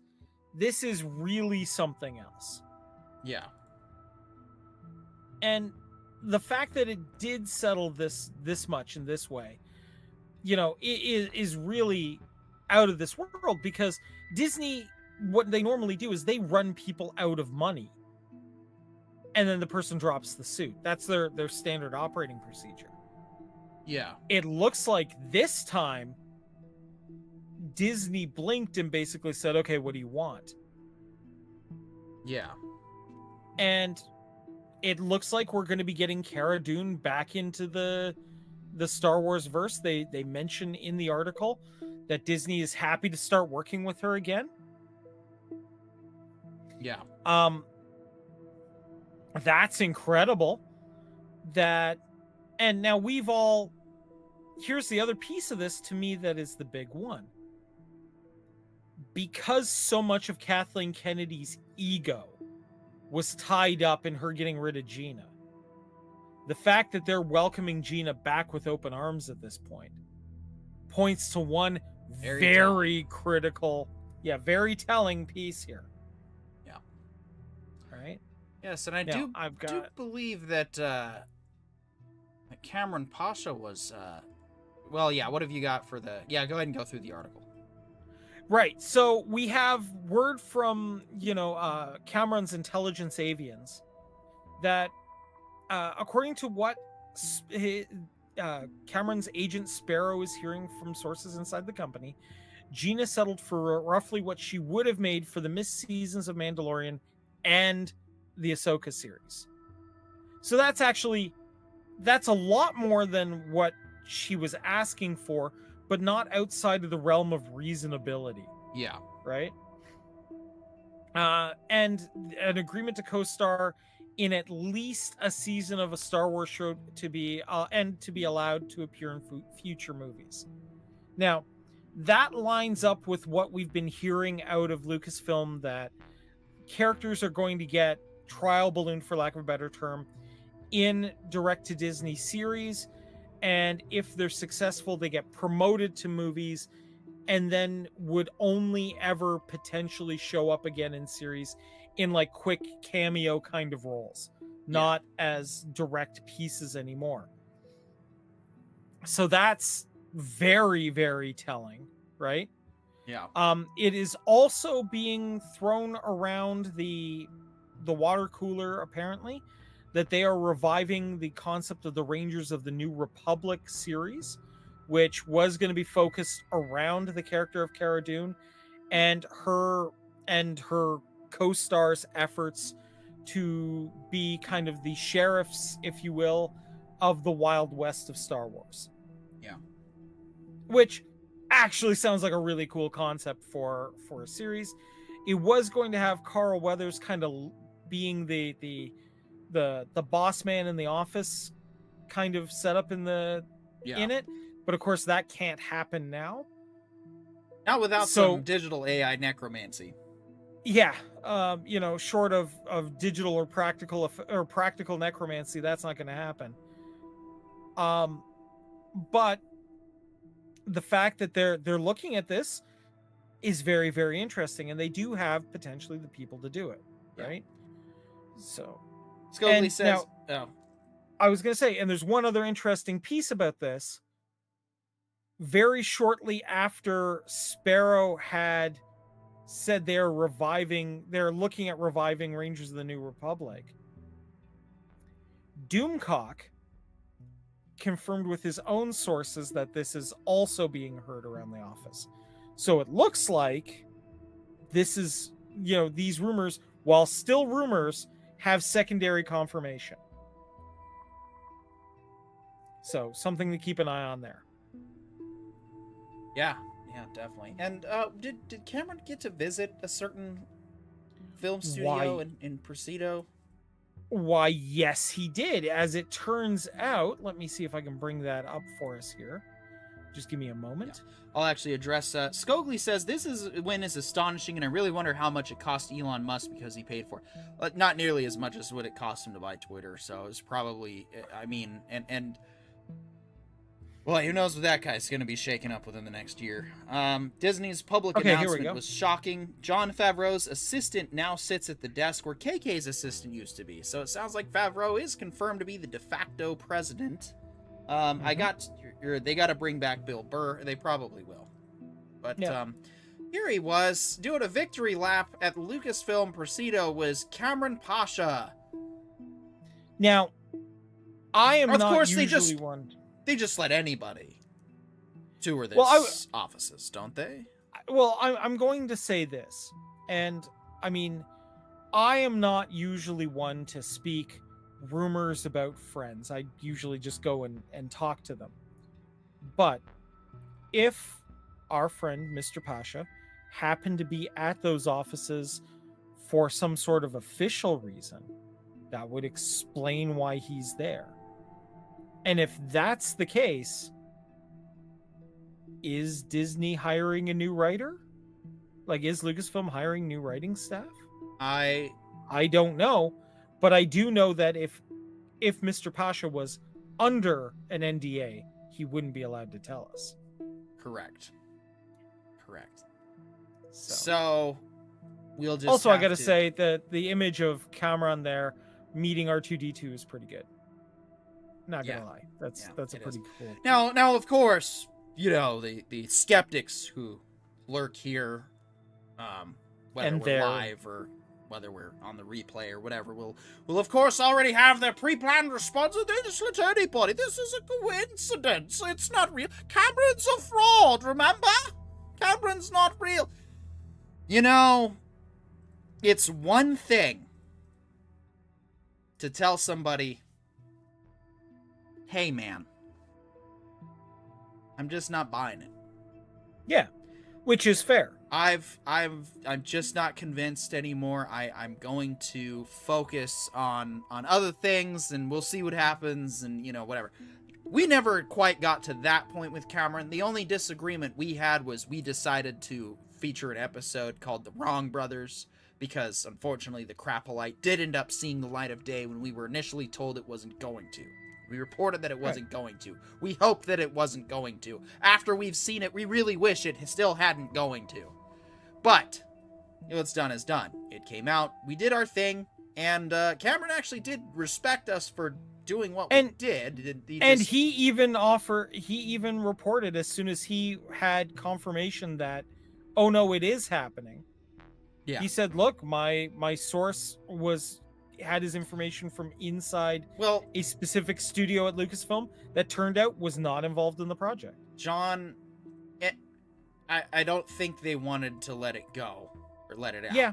That seemed very the choice to bury it was what they wanted. So it is what it is. But so to those who part on peaceful terms, which has never been anybody from this network so far, everybody who's left us in a violent fit of rage is gone forever. And yeah, they tend to have highly improbable accidents that can in no way be traced back to us. Yes. It's also just called the block button. But I want to extend a feeling to those of you that did churn. To those of you that are figuring out how to word your apologies and come up with your gift baskets and whatever you think you're going to do to get Cameron in your good graces, go ahead and try. Go ahead and do your best. But I'm just going to tell you right now, so you don't waste your time and money, you're not coming back to the table. Well, I mean, look, I would say this. An honest, genuine apology does get you a long way.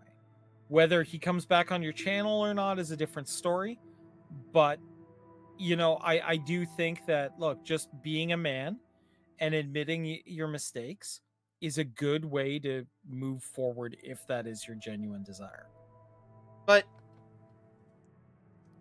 he's not coming for you. He's made very clear to all of us that are actually in this Patreon, of which you can join and pay money for, assuming you haven't gotten yourself banned. He's said very clearly that the blobs are going to blob. And that for him, there is no going back for certain people because of how he's been mistreated. And the truth is, that's the same for us. Once we start getting our traction, once we start getting our growth after several years, once we start getting our legit, well, this has been legit insider. Once we get more surefire, once we get more consistent insider knowledge, once we really get our foot established here, I'm going to remember the people who were supporting me in this network while I was living in a tent and my truck was getting repossessed. I'm also going to remember those who wronged this channel along the way, in that you're not coming back. Maybe whatever you settle between you and Kamran is your business, and I hope for the best between you. But for those who've wronged us, we don't have any time for you, and we're not going to make time for you. And I hope that it was worth it to you in the moment to be a piece of shit and mistreat us, because now our day is coming when we're going to be the ones with the information, and all I'm gonna do is keep showing up every day, doing what I'm doing, without you folks. Blobs are the most you get out of us. You don't get any names, you don't get any faces, you don't get any screenshots, you don't get anything. We know who you are, we know what you do, we're poking at you constantly, and that just drives you insane because we won't say your name. And that's never gonna change.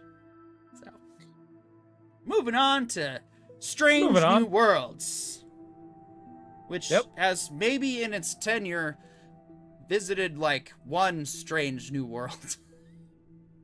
Right? I'm gonna speak from the heart on this one a little bit. I still want to like the rest of this show. I want to see it go out strong. I want to see some big boy pants put on for season 4. Yep. Let's be honest, guys. This show, as of this week, this show will finally complete a full season of Star Trek. As far as episodes, we will get our 26th Strange New World episode in season 3. Over halfway through 3 seasons. Finally got 26 episodes. And don't get me wrong, a 10-episode first season was not a bad run, but we needed to see an increase to like 15 for season 2, and probably see 20 by this season. I think a lot of the reason that this show suffers is that it hasn't had the proper time to grow and expand, and instead of actually giving us a more dignified Spock character, we're just gonna see, you know, all this funny, silly crap that, you know, explains why he's so wooden in the series, and, well, it's just not sticking the landing. I'm sorry, but Robert Meyer Burtnett said it best. Ethan Peck is probably the most incredible Spock portrayal of anyone on screen since Nimoy. Yes, I think he's even better than Quinto, except that Quinto had better Spock dialogue. Quinto was therefore a better Spock, just in his ability and his execution, but also in the dialogue and direction that he was provided. Yes, J.J. Abrams actually did get the characterization of each character correct when he did the 2009 movie. That's why a lot of people loved it. So what we have here in Strange New Worlds, though, is a problem of taking Spock and we're gonna make just the goofy, awkward stuff all the time.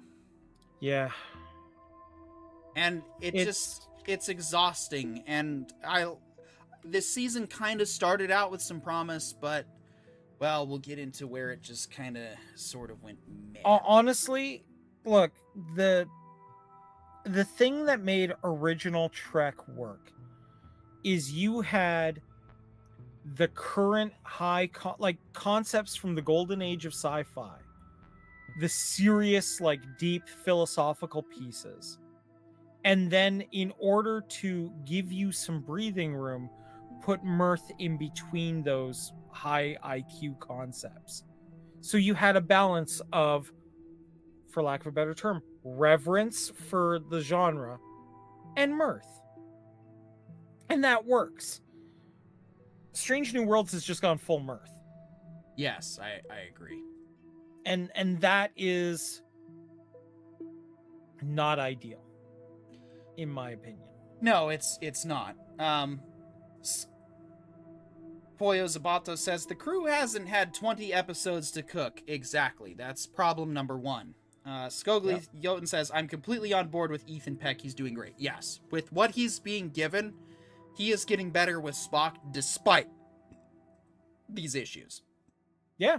Right now, I think he's actually the best actor on set. I'm actually going to say this. My problem with Strange New Worlds is not the actors.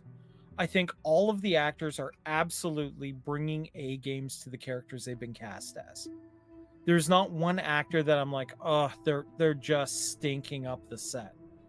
Yeah. You know, there's nobody in that. The problem with Strange New Worlds isn't that. The problem is the episode writing.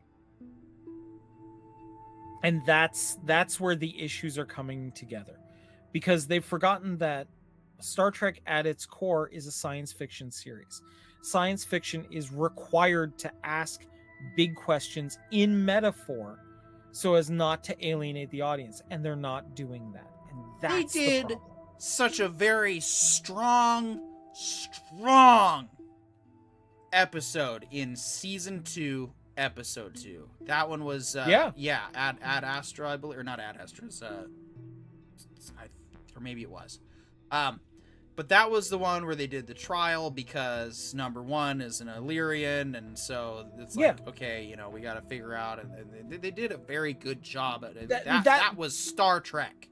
That was philosophical. That is what we wanted to see. Right, and it was good. And then that same season, they shot themselves in the groin by doing the musical. I would actually argue the another episode that I really liked was the one where what is it? Singh gets jumped back in time with Kirk, and they find out that they're literally in a position where they could kill the augments before they become a problem. Yeah. And they're faced with the murdering, you know, baby little mustache man issue, right? That is absolutely the kind of stuff we should be seeing and doing in Star Trek. Yeah. And the amount of mirth they had in that episode where, you know, Kirk couldn't drive the damn car. That was perfect. Or like they're, you know, debating the ethics of eating a hot dog. That's great. That's the kind of fun stuff we want to see. But they also tackled a very serious issue. They also, you know, dealt with a lot of very serious pieces. This is what Trek is supposed to do, and they did it right. The problem is when they do it wrong, they're doing it really wrong. They are. Poyo says, getting these writers to commit seems impossible. Skogli follows up, I really liked the episode that took the concept from the Lagoon story, those that walk away from Omelis. I think that was the episode where they have the memory issues the closer they get to the thing. That was one. So that's one strange world. The other strange world was the one where they have the child that they have to hook up to the computer and sacrifice like once a year or whatever. That was another again strange new world. Yeah, but like those were actually decent episodes. There are sprinklings of good episodes in here. The problem is when they lean into the mirth, they go too far, too hard. It's the one where they sacrifice the child for the benefit of the light. Okay, that is the one we were thinking of. Yeah. No, the other one I was thinking of where they go to the strange new world is, where they're having memory issues and they become slaves and they don't remember why or they don't know what's going on. So that one was a very Star Trek sci-fi episode. Poyo Zabato says the Orville proved you could miniseries and split the philosophy. Yes. The real Star Trek show, Star Trek The Orville, which had a way better third season than this show. Oh, like honestly, it makes me mad that they didn't give Seth MacFarlane a budget and say go nuts and build us a Star Trek. Here's 20 seasons. Yeah, fucking seriously. Poyo Zapato says the writers of the Orville commit to the bit, joke or philosophy. Yes. Yeah, well, that's because you got, people like Seth MacFarlane writing it. So with that, we're going to go ahead and quickly get into our episode 4 and 5 discussion of strange, unoriginal silliness. The first is the Space Adventure Hour, and it looks like we've lost Corione. Hopefully he comes back. Or am I losing me? Is it me that's going down? No, I think I'm still here. When La'an tests a prototype holodeck with a fictional case only she can solve, the consequences of failure get greater and greater, with the Enterprise hanging in the balance. Alright, now, I don't know what the rest of you thought with this particular episode, but I felt that while we were definitely pushing the boundaries with canon, and we certainly shamelessly recycled Next Generation tropes with this whole, case that only so-and-so smart idiot can solve. Because we literally did this plot with Data. There's a TNG episode where the holodeck, that's literally how we get Moriarty into the universe. It becomes a sentient hologram. I would actually argue that every season at least, we had a malfunctioning holodeck episode. And in Deep Space Nine, they actually made fun of it Right. when Worf and what was it, O'Brien were talking about the old days. And Worf says, it felt like there was nothing we couldn't do. And O'Brien says, except get the holodecks to work right. Yeah. And, you know, we've done it to death now. And this really felt like flogging a dead horse. It honestly felt like we had a good idea in setting it pre-TNG.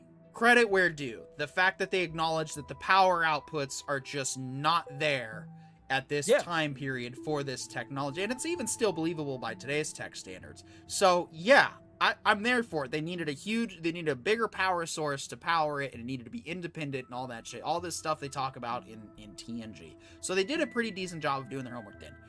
It's just the execution of the story was like, oh, this is literally just that time that Geordi and Data got bored with the holodeck because Data knew all the mysteries. Or that time where Picard was playing one of his Dixon Hill novels and there was a glitch and the characters found out about the outside world.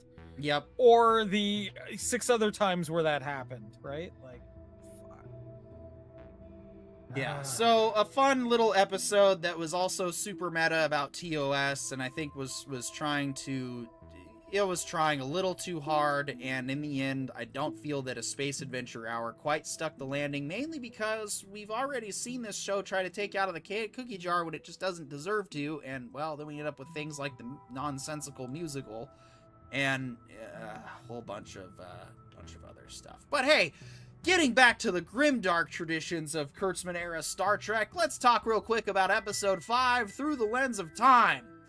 Chapel and Corby's quest leads the Enterprise to a ruins and a dark secret. Wow, thanks IMDb for the crap fucking synopsis on that one. The crap chronopsis. I mean, I've got a better synopsis here. Please go. From Vulture. Okay, this episode shifts to darker, more suspenseful territory. The landing party, including Chapel, Corby, Lahura, Gamble, La'an, Spock, and documentary shooting Beto Ortegas, explores the ancient temple rumored to harbor resurrection technologies. Ensign Gamble touches a mysterious orb and becomes blinded.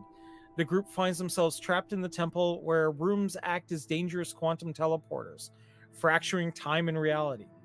Back aboard the Enterprise, the team realizes Gamble is being possessed by a malevolent extra-dimensional being known as the Vesda. The entity kills a crew member, prompting desperate measures.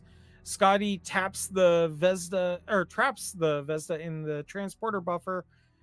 Gamble dies tragically, and the team is left haunted by the trauma and the lingering possibility that the Vesda may still be a threat.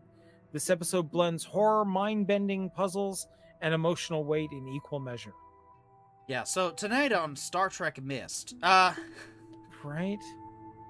Yeah, this episode, while a little bit better than last week, was still very just... it's...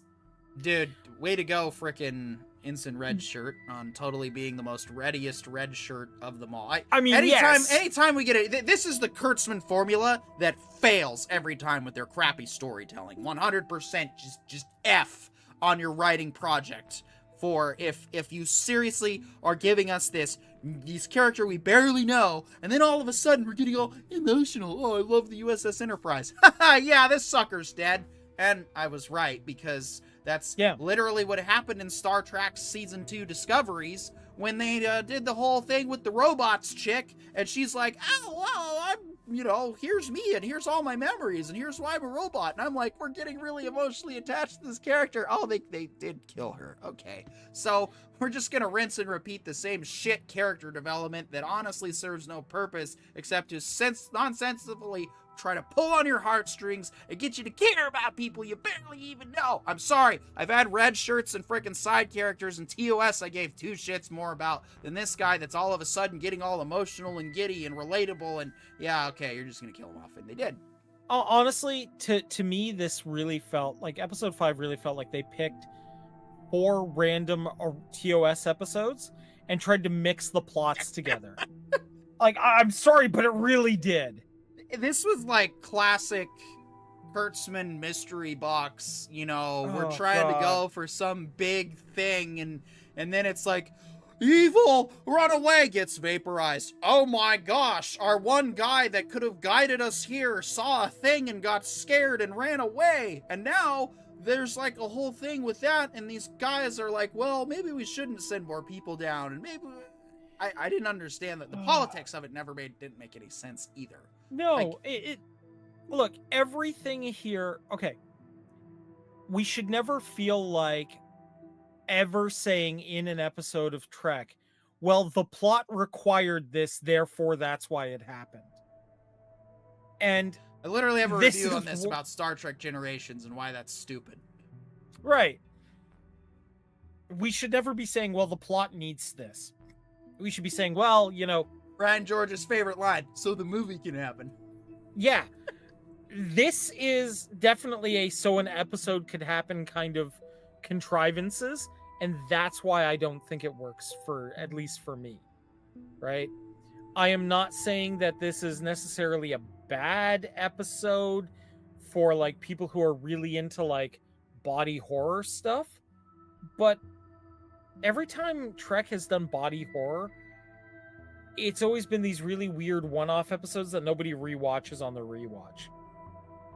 Or yeah, you remember it and you're like, well, that was weird, but it's usually quick and to the point. This one, they almost wanted they to, like, dragged it linger out on the eye sockets, and it's like, once you've established what's happened, you don't need to show it to me constantly. We get that your makeup artists are proud, but we're getting close to that Icheb eyeball scene in Star Trek. Yeah, like I was about to say. 1. I was about to say, dude, what is it with Kurtzman and eyeballs? They must hate eyes. They can't hate my show if they can't see it. Right? That's gotta be it. Oh my god. Oh. Like, you're not wrong, and I wish you were.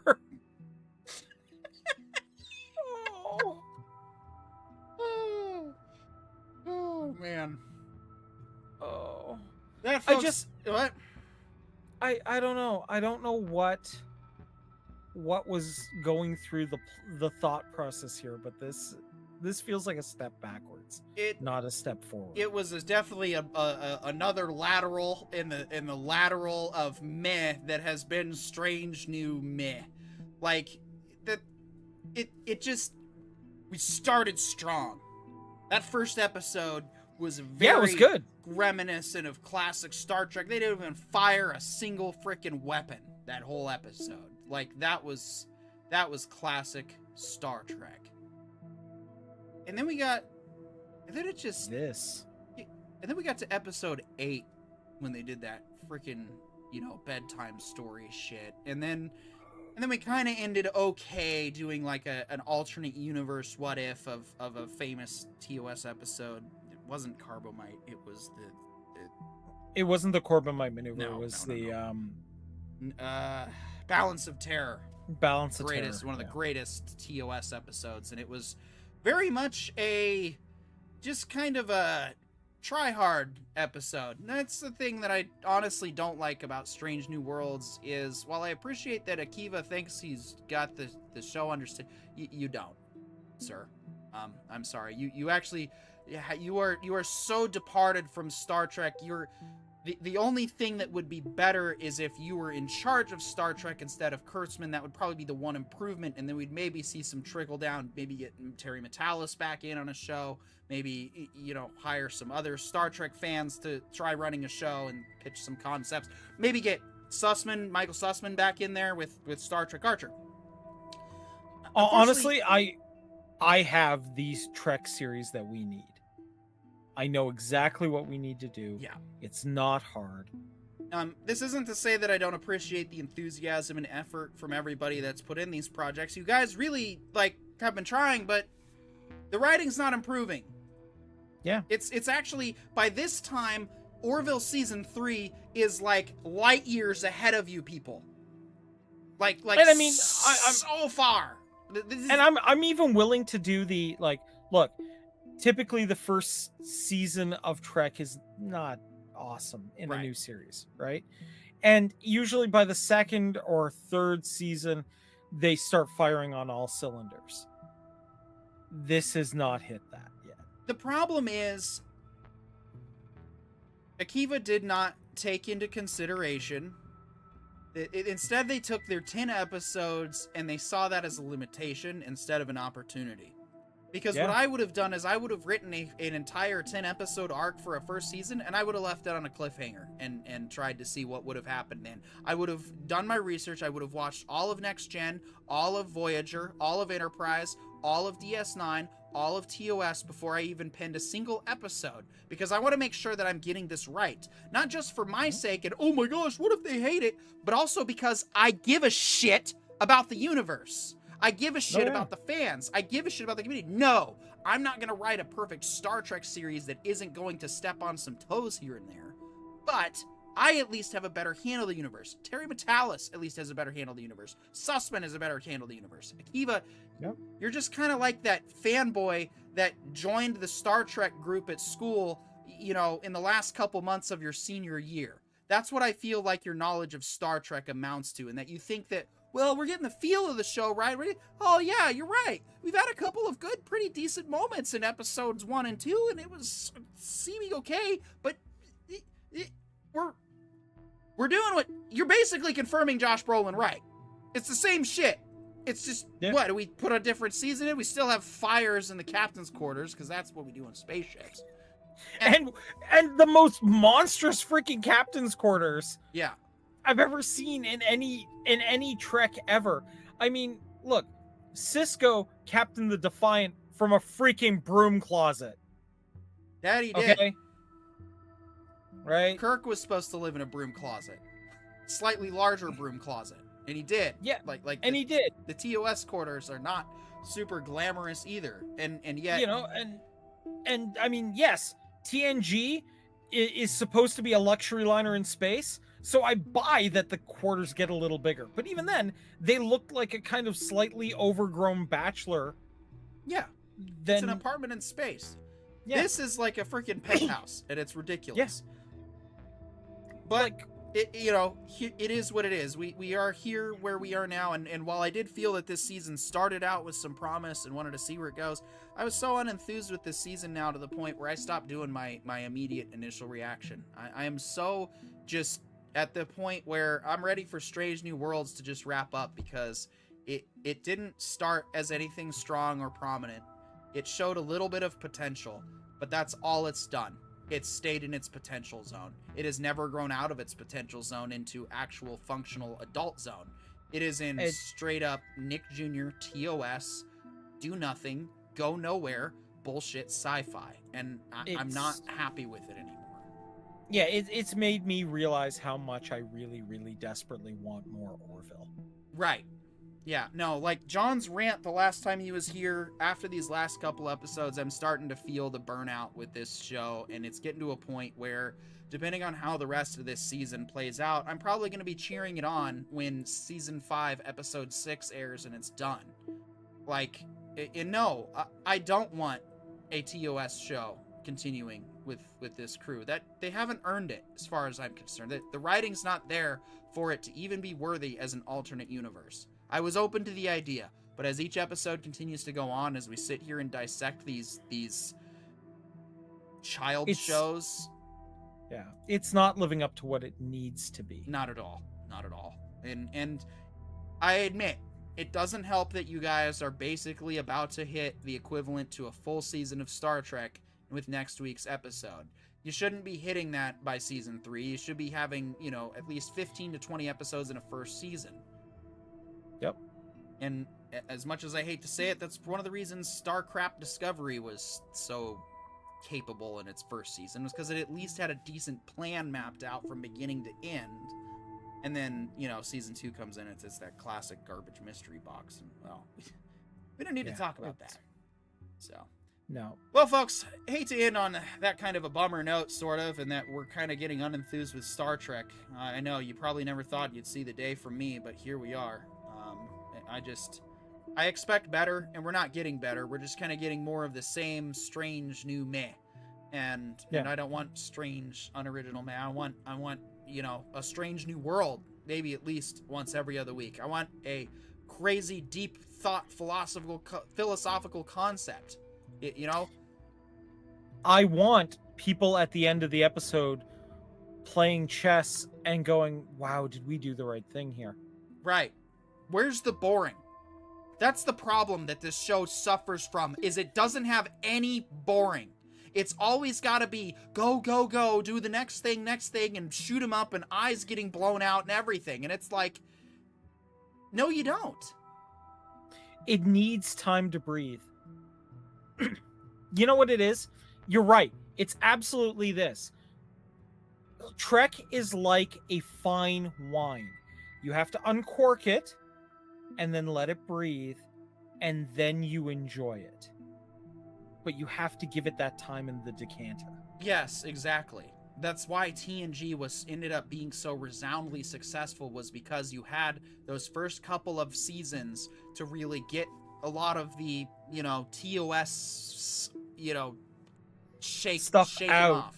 And yes, they had to make drastic changes. Like season 3 was not we're just going to update the uniforms, change the dialogue a little bit, and this is something we're just doing because we want to. No. The network executive said, put more freaking views on the screen or you're canceled.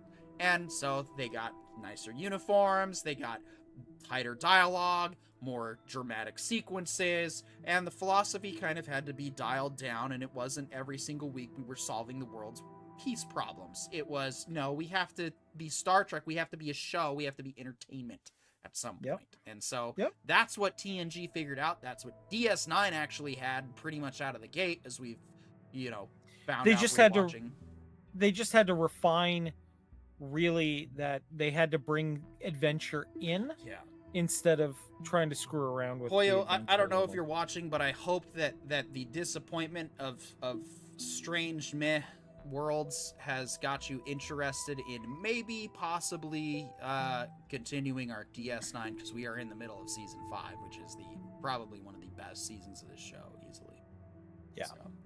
All right, that's going to wrap it up for tonight's extended edition of the Entertainment Intelligence Podcast. We had a lot to talk about, and it was worth every second to be here, so I'm not mad or upset or anything. I'm not either. Please join us next week. I want to thank our sponsors, Skogli Jotun, Pollo Zapatos. I think that was just about everyone. Hannah in the chat as well, and everybody else lurking, watching, liking, subscribing. Please continue to do so, and we will keep coming back every week with the show, and we will continue to try and improve. There we go.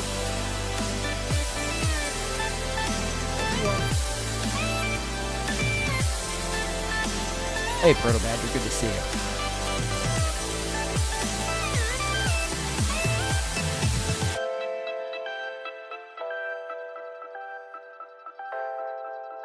This has been a presentation of the Entertainment Information Intelligence Podcast from the Writer Brothers. The Writer Brothers, restoring respect into discourse. Good night.